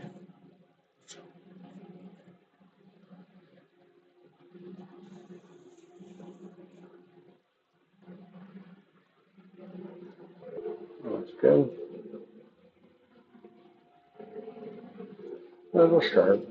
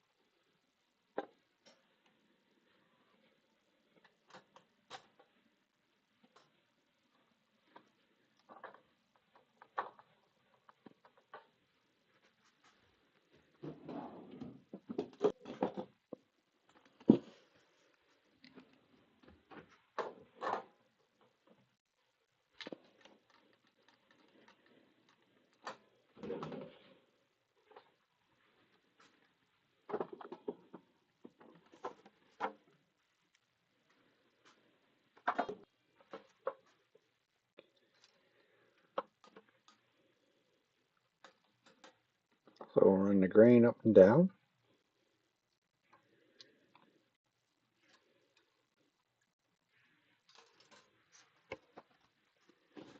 Less than 1/8 of an inch, so it shouldn't have left any marks. Keyword, of course, shouldn't, but you never know. If it leaves a little bit of a mark, it's a mark that you'll sand out. You won't have to, generally don't have to recut anything. Now the question is, do I have a gouge that I didn't use yet? Yep. This is the wonders of having too many bowl gouges that a lot of times I don't have to stop and sharpen, which is a plus. The first order of business is going to be these wings. Figure out how far in we want them to go before I'm going to flatten this off. I think first off, so I have a better visual aid.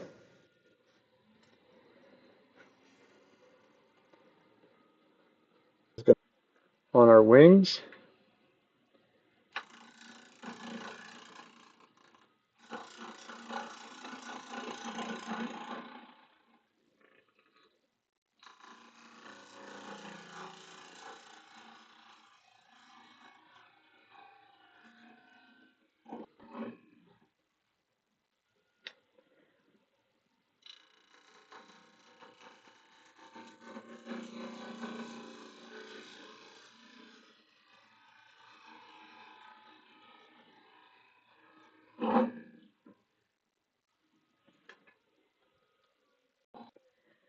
I guess we could bring that in a bit too.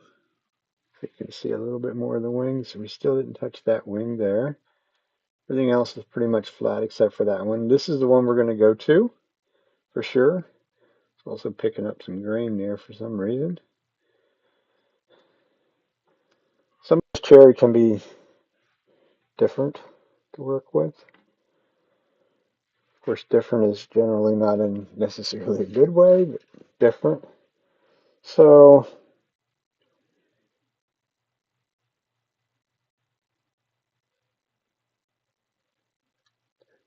there's the circle, but if we need to come in probably about 3/8 of an inch maybe. Sounds like a half a plan. I'm going to get rid of some of that so that I can bring these wings in on an angle. I'm going to go back out to the wings. I will speed it up considerably. Faster they go around, the better it will be.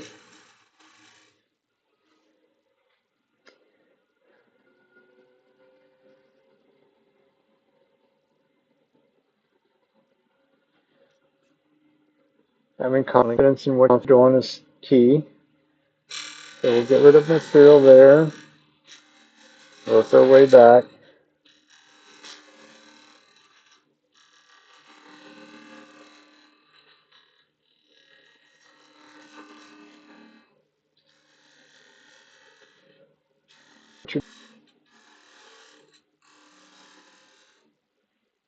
We have to make sure, this is kind of the pain of doing some of these things. So we're at about 3/8 of an inch thick.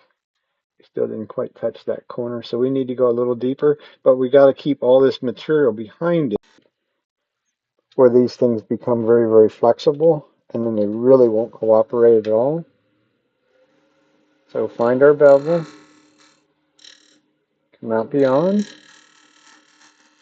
little itty bitty cut.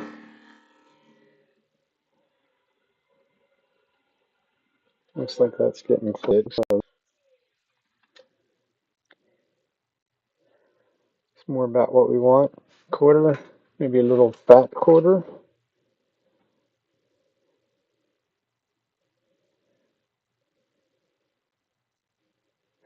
Probably got a little,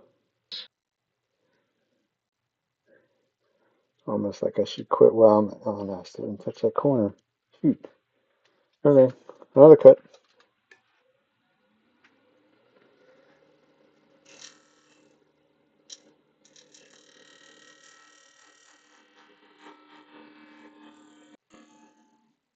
Try and be nice and smooth. Nice smooth motion. We're in the race. So now we're down more the thickness that we want to be.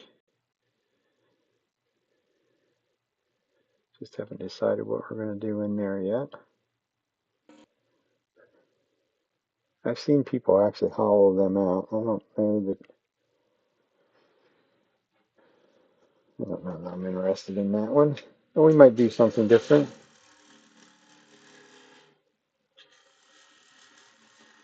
And get rid of some material there. Just have to be very aware of where our hand is at in relation to the tool rest. Nothing can go over top of that tool rest because that wood is right there on the edge of that tool rest.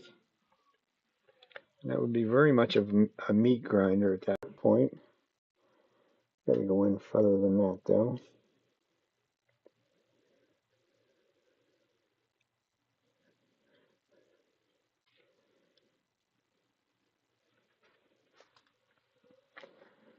Let's take this down a little bit.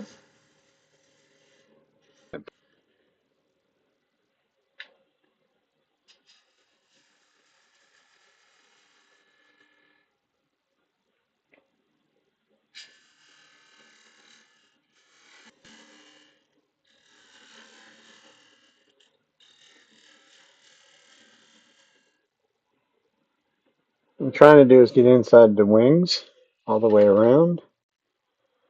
And about 1/8 of an inch there. It's a little more than what I want. Left a ripple out there. Also sort of thicken up a little bit on as I go down. So that's not always a plus either. So I should be able to go back up here and pick up on that line and run that in there a little deeper.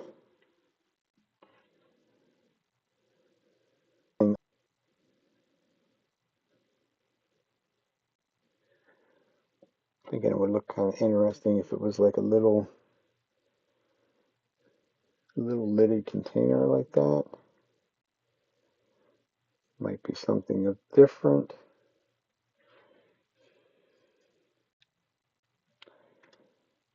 Also going to make it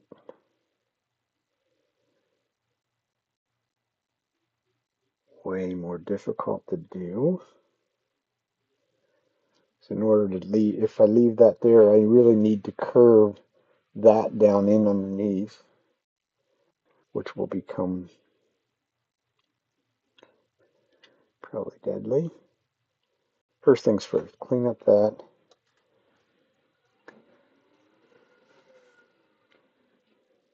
And I can't see it when it's spinning, so I'm going to mark it. I can find right where it's at right there. So I should be able to see one line, I hope. Yes. I can semi-see it. So I know about where it needs to pick up at.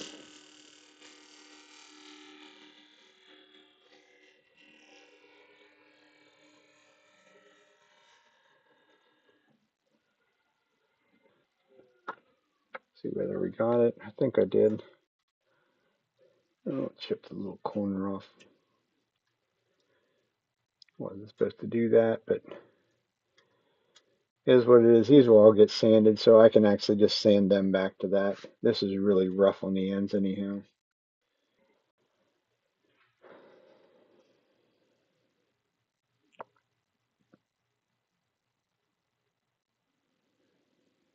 I think we'll take it. We're going to take this down.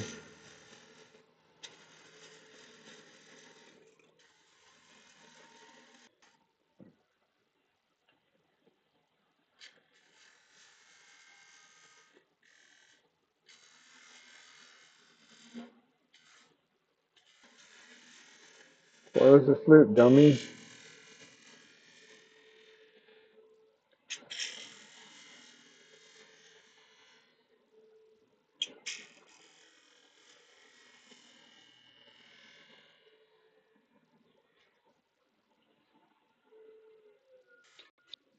Now, if I cut clean enough, that might actually work.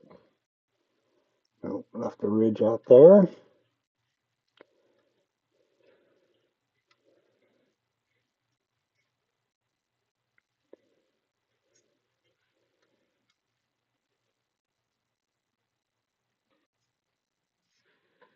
I think.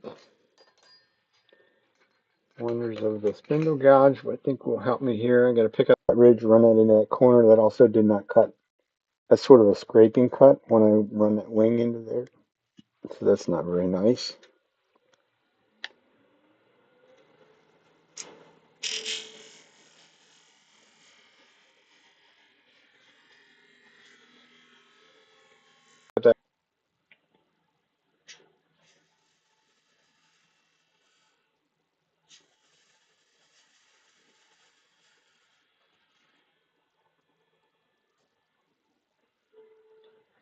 So let's see whether that's cut clean enough.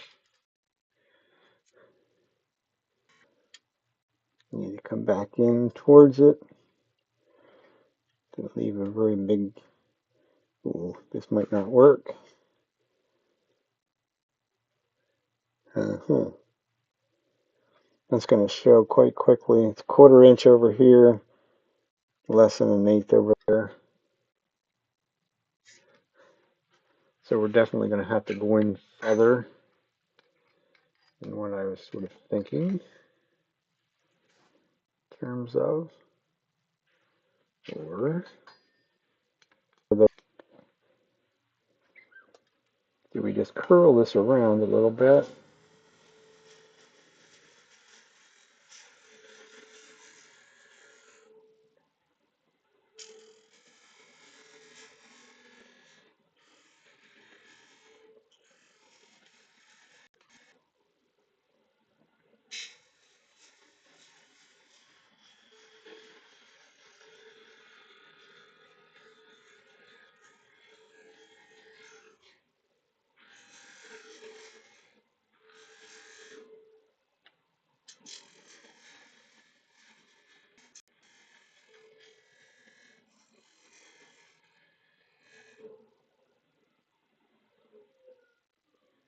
That's a difficult place to get in there and do what you want to do.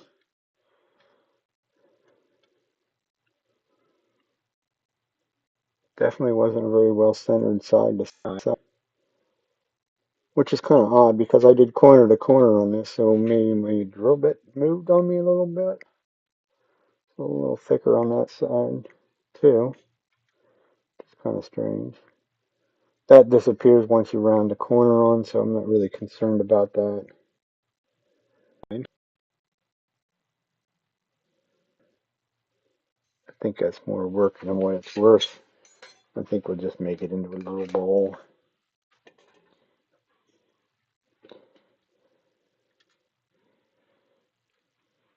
least that's my thought so far. It's going to be pretty shallow anyhow.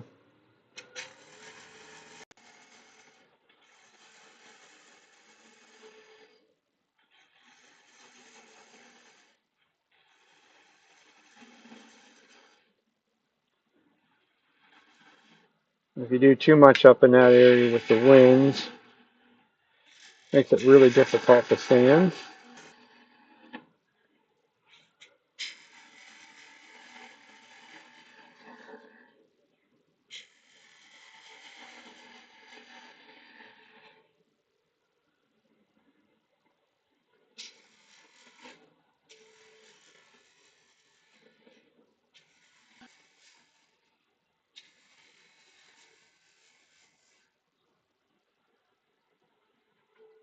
Thinking it might look kind of neat if there was something detail oriented there, but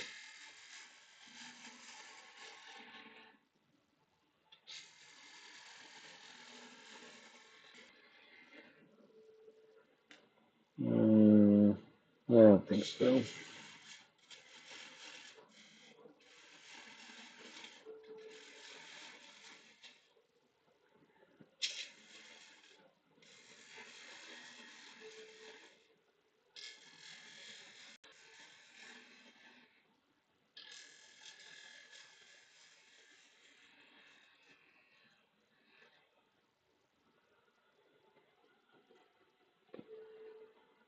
So, get rid of that.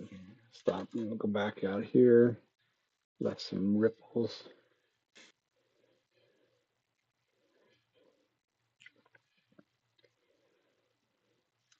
Maybe you can get back up in there and cut a little bit. Also need to really need to mark an area. This is kind of an eyeball when it comes to that as to where we can actually get a circle in there. It looks like a good place to start. This is not thrilling here. It is, I mean, it is sandable. There's nothing torn. But it also, since I have that outflowing shape, it's thickening up right in that area anyhow. So our bowl probably can start much further out than what I think it can. At least that's a thought process. Light cut, super light. So I'm gonna talk to you. It'll let you know when it doesn't like it.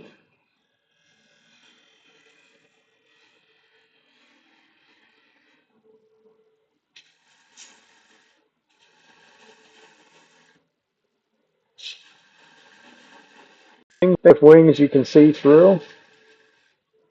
I'm not totally guessing on what I'm doing in there.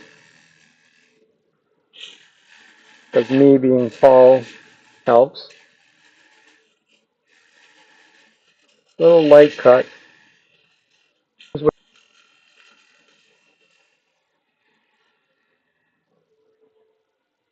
That's a nasty line out there. Now you get a nice smooth transition around that corner.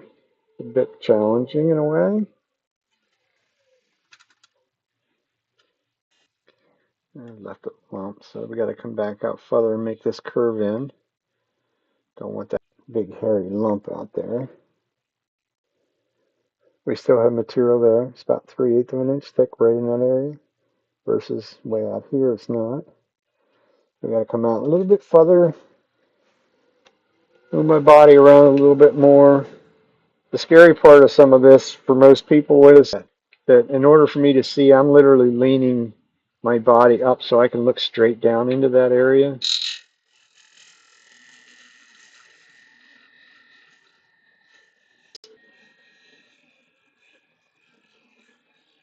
So that if we would disintegrate one of those wings, it is going to whack you in the head.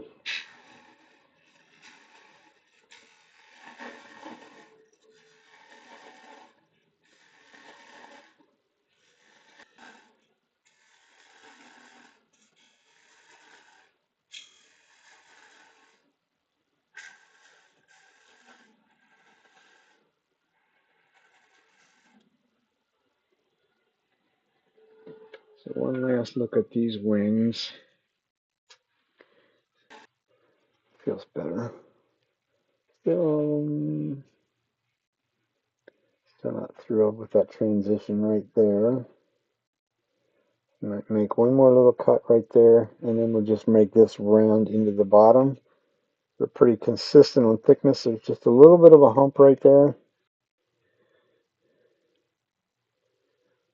Not someplace I'm willing to put a scraper up against though.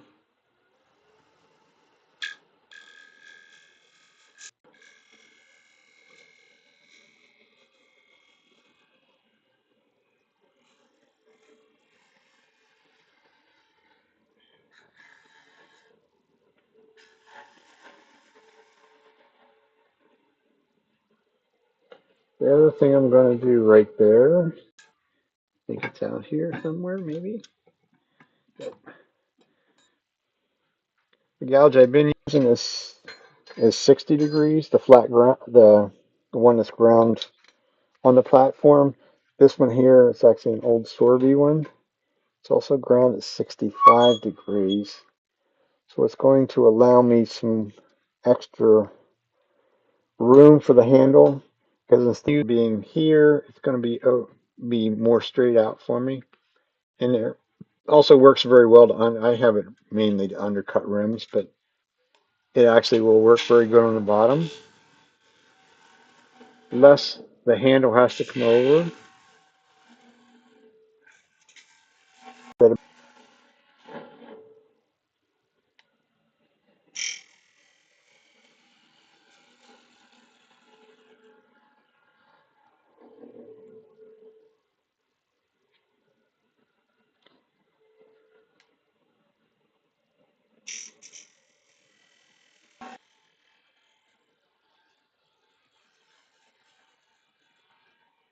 I do want that to be a curve the whole way to the center.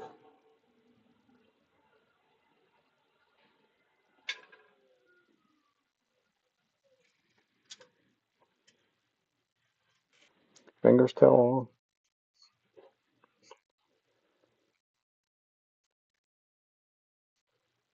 No, it's not. It just has straight wings. That's all. Just straight wings. No. This one, they all have the same straight wings. Another one of them things of watching somebody else that's kind of very good with it. And I played around with it a little bit, and I sort of really have, I don't know, call so sort of fallen in love with it. They do cut very cleanly. Of course, speed helps a little bit, but they also have a very short bevel on them. I'm going to go sharpen these too because I'm still not thrilled with my shape right here. I'm going to be dumb enough to try and back up here and cut a little bit off. If it doesn't cooperate, it's sandable. We probably could actually go shade deeper in the middle. We do have a tenant down there.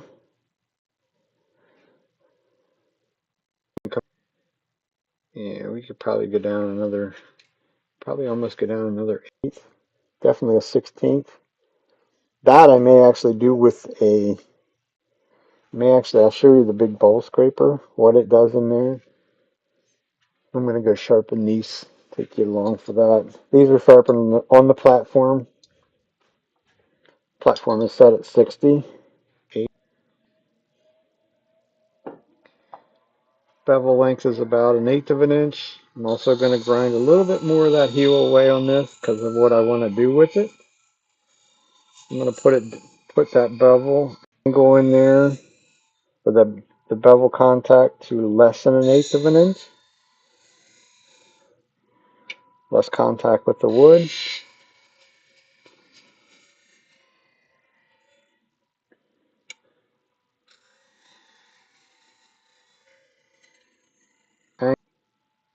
Nice light touch on the grinder.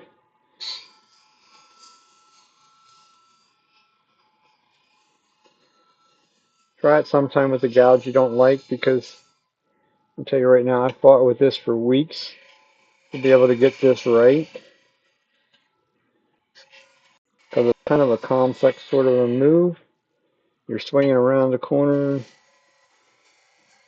and down on the nose, and try not to end up with little bird's beaks in there.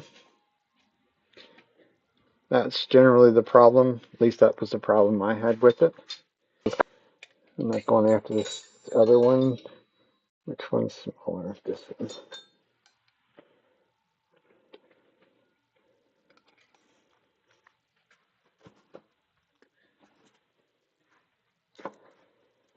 Like I say, this is one of the projects that speed is our friend.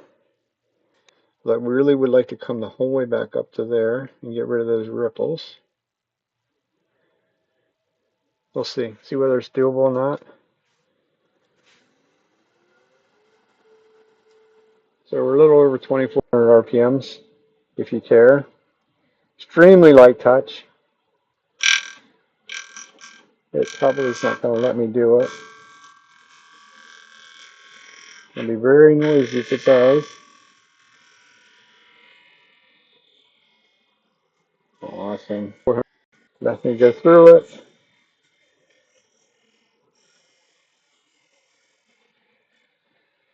We'll just go down there into the center, and we'll do the last little bit with the scrape.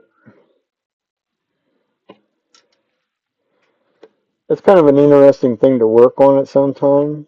If you like to play with things, is to try and see how thin you can go and still have enough support to keep cutting like that.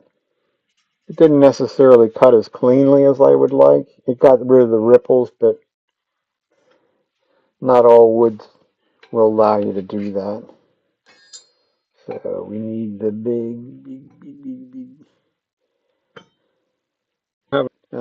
I think you were at lunch or eating dinner. There is the spear point.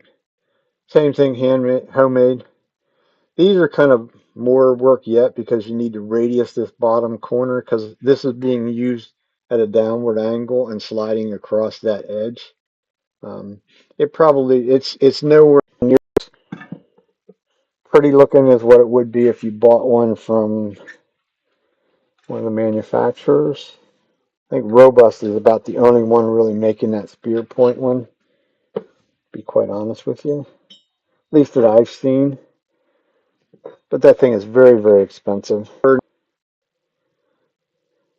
when I'm feeling, just like anything else, we understand that. I'm feeling the burr. The burr's still there. There is still a burr there, put it that way. So it wants to be used at a slight downward angle. In this case, I probably will not have to move the tool rest, maybe just a shade. And move the tool rest out just a little bit. We're also going to slow the speed down. We don't need 25 or 2600 RPMs down there. It won't help us.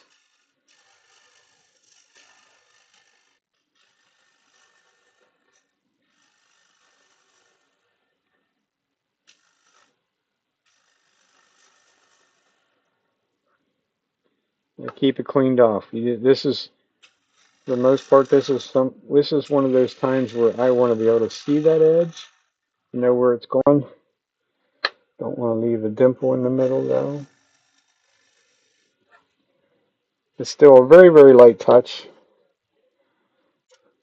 That's why I won't hand it to any of the people. I can go back up a little bit higher on that, I think.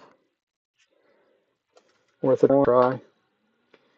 This is also up underneath my arm, so that my elbow is sort of at the end of it.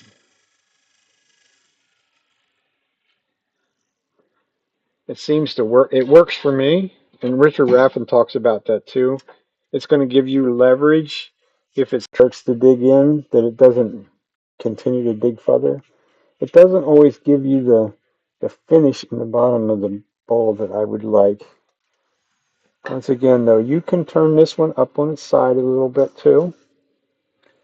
Not like that, though. As soon as you turn it up on its side, I did more damage than I did good. I don't. That's one of them areas that I don't necessarily go for down in that area. As you saw, it has a tendency to want to. It's kind of the wrong shape in a way for that. Maybe you could use the other one down in there, but I don't necessarily trust it. But I think that's it. Well worth the. I think that one, the bowl scraper one, I think that was like $23 or $24 on Amazon. It is much bigger. It's much thicker. This is 10 mil thick, 30 inches wide, 200 long. It's different looking. It'll be around forever. The only people that like these are the other wood turners for the most part. They don't. I'm in two different markets. They don't sell real well, but I like to make them. This is a little different shape than what I normally. I do sort of a bowl on the bottom up into separated wings, but it has a different look. I think if you really, really and truly wanted to, you could possibly go out in. It's a little too late now. I probably could have went out in that region, somewhere out in here, but some reason this one, the length doesn't necessarily make a whole lot of difference. I was centered, I think, length to length or long ways, but I wasn't centered going across. So I was going to make it into a lidded container of some sort. But as soon as I left the ledge, I had a lot on one side and very little on the other side. So I felt it would have looked inappropriate or maybe even to the point of dumb. So I didn't go there.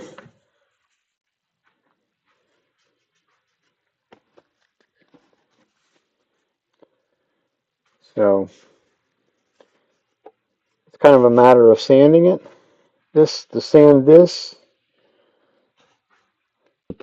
I'm not gonna make you sit through and watch this being sanded, but I'll show you what I will do with them.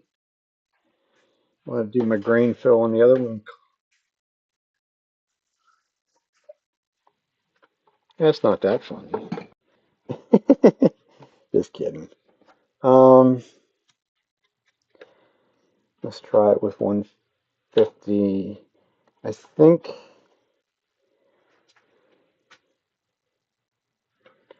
I'm going to go right to a soft pad. I think.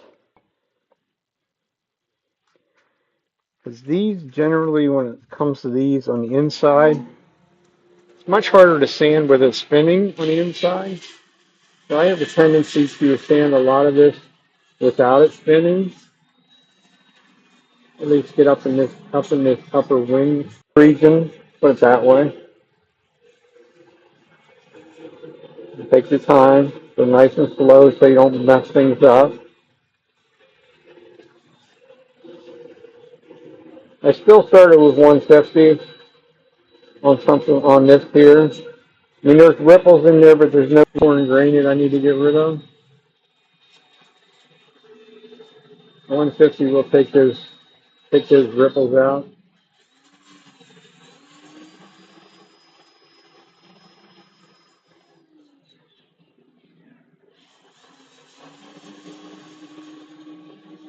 And I do it this way so that I don't have to stand out there quite so far.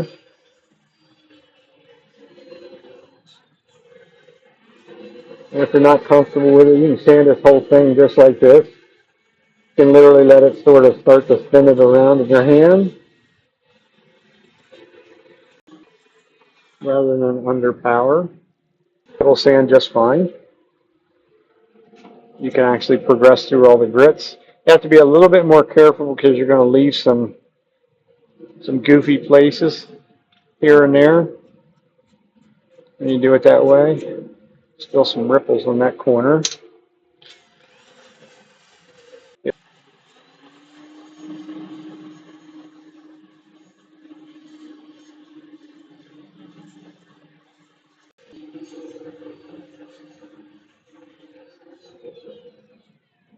And we should be able to spin it. Once again, I'm going to spin it a little faster than what I normally would. Once again, we got to be very careful though. Make sure that that pad is only contacting the top, and try and visualize or try and get the light in the right place so that I don't go beyond halfway on the pad out there on the corners.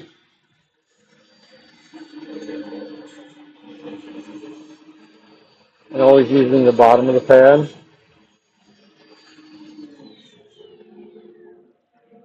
So it can be done. Easiest to remove those ripples first before it's spinning.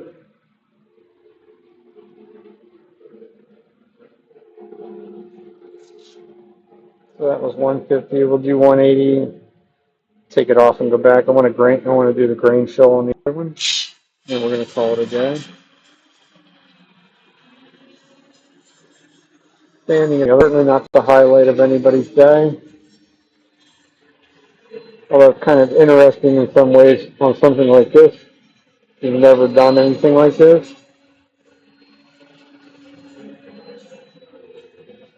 Maybe you can learn some do's and don'ts. Don'ts is the biggest don't on something like that is you're going to pay attention to your sanding, and you got to make sure that you don't get your fingers out here to the meat grinders. They do not, trust me, they do not feel very well when they hit you. These edges, I can either sand them by hand. I could also put the big disc onto the lathe and actually sand them with a disc sander, which I might do that with them.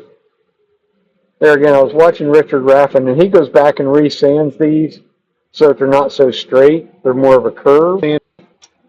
Never really tried it, but it might be worth a try.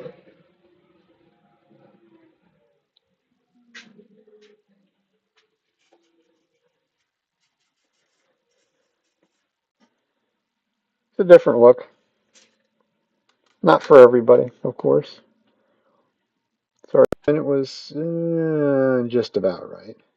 Now, teeny tiny little, you won't be able to see them. There's two teeny tiny little marks where the chucks went in, and it's going to be on the side grain only. It won't be on the end grain. It's just soft enough that it sort of digs in a little bit.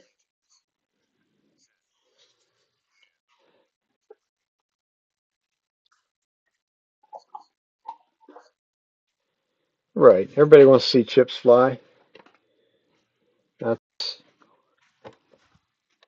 I don't necessarily worry about that part of it. I mean, I'm gonna do what I need to do.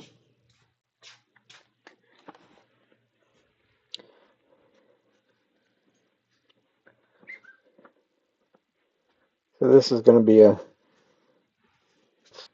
what was I going to call this? A pencil box.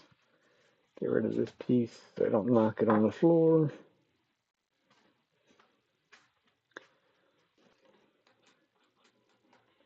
Yeah, if I were a handful of recorded videos I've done, yeah, I don't ever show the sanding part.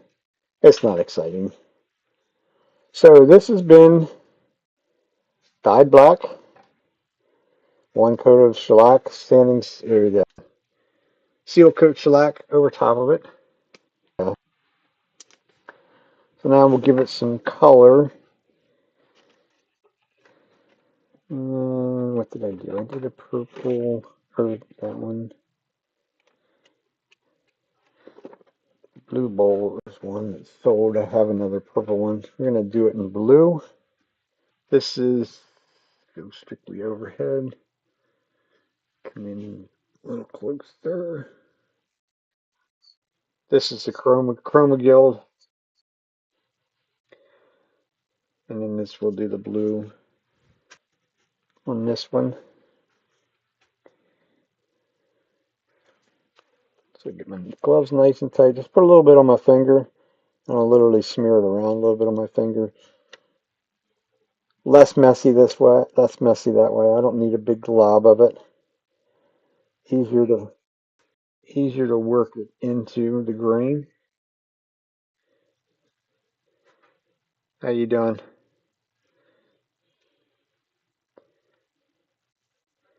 This stuff's fun to play with. I rather enjoy playing with this. But it takes, there again, it's just like the piece I did earlier that I'm gonna carve. It just takes a lot of extra time, to do it, to try and do it on a live stream or something like that. But it is a nice effect, and it's pretty simple to do, I think. I don't think it's overly complicated. It's just sort of a bunch of different steps. Rub it in good, because I want it to get down into those grain. The one other thing with this stuff, and probably won't be able to see it on screen, but I guarantee you I'll find some places on this that I did not sand as well as I should have. So with using any of this filler stuff, you can't have any disturbed grain or any little chips or anything, any imperfections really, because that's a place for it to go in, and it will go in and highlight for you. We're just trying to fill the grain. This was sprayed with the airbrush. I don't wipe on the shellac coat. Actually being energetic on this one. Energetic in the aspect of I normally go right straight from raw wood. I have some shellac, the same shellac, that I put transparent black dye in. And then I do this. Well, it is blue. The camera doesn't the camera doesn't do these any justice as far as the brightness of the color. I've never really come up with a different kind of a setting or anything like that one. So we'll do the whole thing. Get the whole way around it. Do the rim. Whole way around the rim. This rim is only blackened around the corner. The inside is still the color of the wood. I figured it was me. I would call this a pencil jar or a pencil cup, something like that. Pens, pencils. It's kind of a twofold kind of experiment, really. Get this little cove part down here. Not that there's a ton of grain in there, but there's some.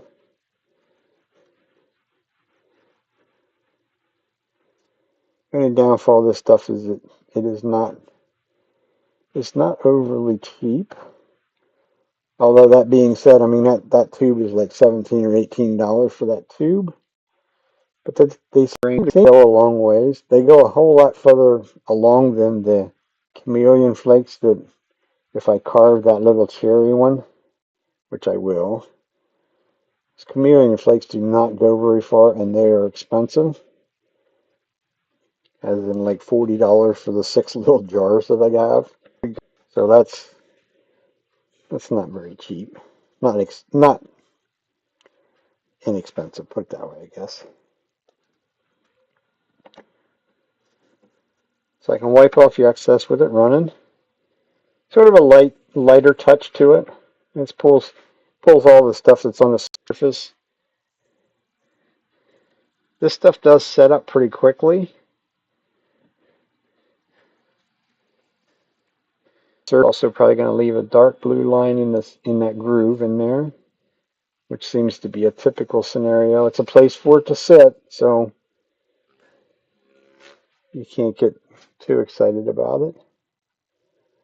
So there's probably there would be the money shot where you have the nice big grain going.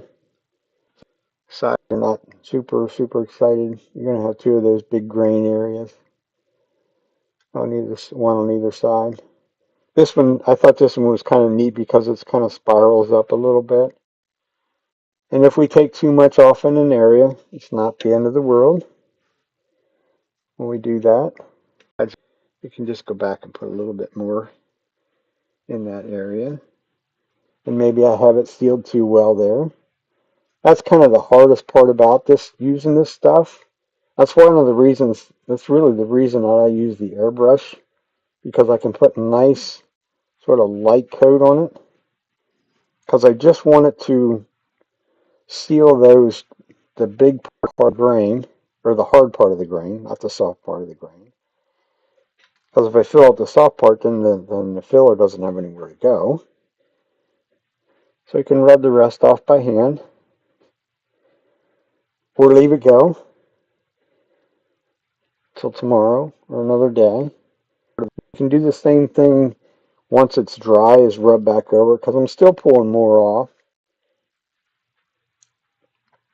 And if we have a place that you missed getting it off or something like that, a little bit of mineral spirits. This is a spirit-based product. Even days later, it will wipe it back off for you, which is kind of neat. It's kind of like a never go wrong kind of a situation in a way. That rim is definitely sealed too well. It doesn't want to fill them in. Unfortunately, in that situation, there's nothing you're going to do about that part.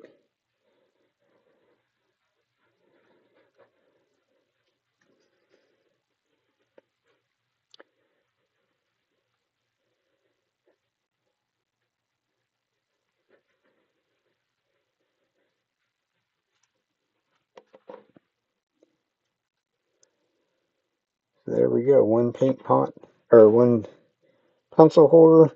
This will get cut off at the bottom. I use probably a big dowel, or cut a sort of a giant sized dowel to go in and go the whole way to the bottom, because this thing is hollowed down in that area. Still a fair amount of meat left in the bottom, but that was actually hollowed with, well, I used a hollowing tool to get most of it out, but that original, it's laying here somewhere, that flat scraper is what I went down down the wall with that to try and get the walls even and even out the bottom. Like I said, there was my magnet. I never really quite got to the magnet as far as that went. For some reason, I gave up. But I decided I would leave it well enough alone before I sent it flying. So yeah, it's that deep in there. But a little weight in it. I figured I was beating my head against the wall trying to get deeper and deeper on it. And in all reality is it's a little weight in the bottom of that certainly is not going to hurt it. If anything, it'll help it because it's gives it a little bit more weight on the bottom. So other than that, that's going to be it tonight. That's enough. We're on too long already. 2.5 hours. Geez. Anybody have any questions, comments? Otherwise, we are going to call it a day.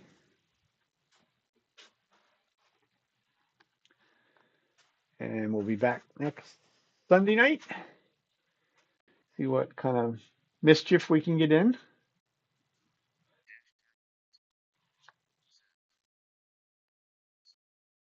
Thank you.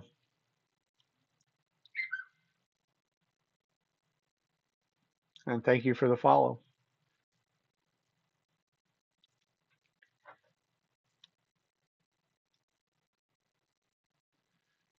Yep.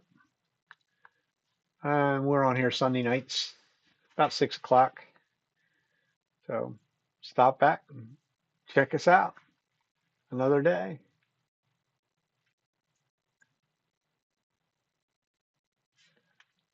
Until then, you all have a good week and stay safe in your shops.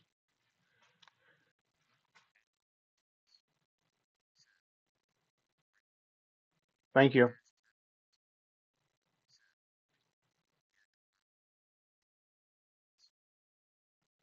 Yeah, thank you.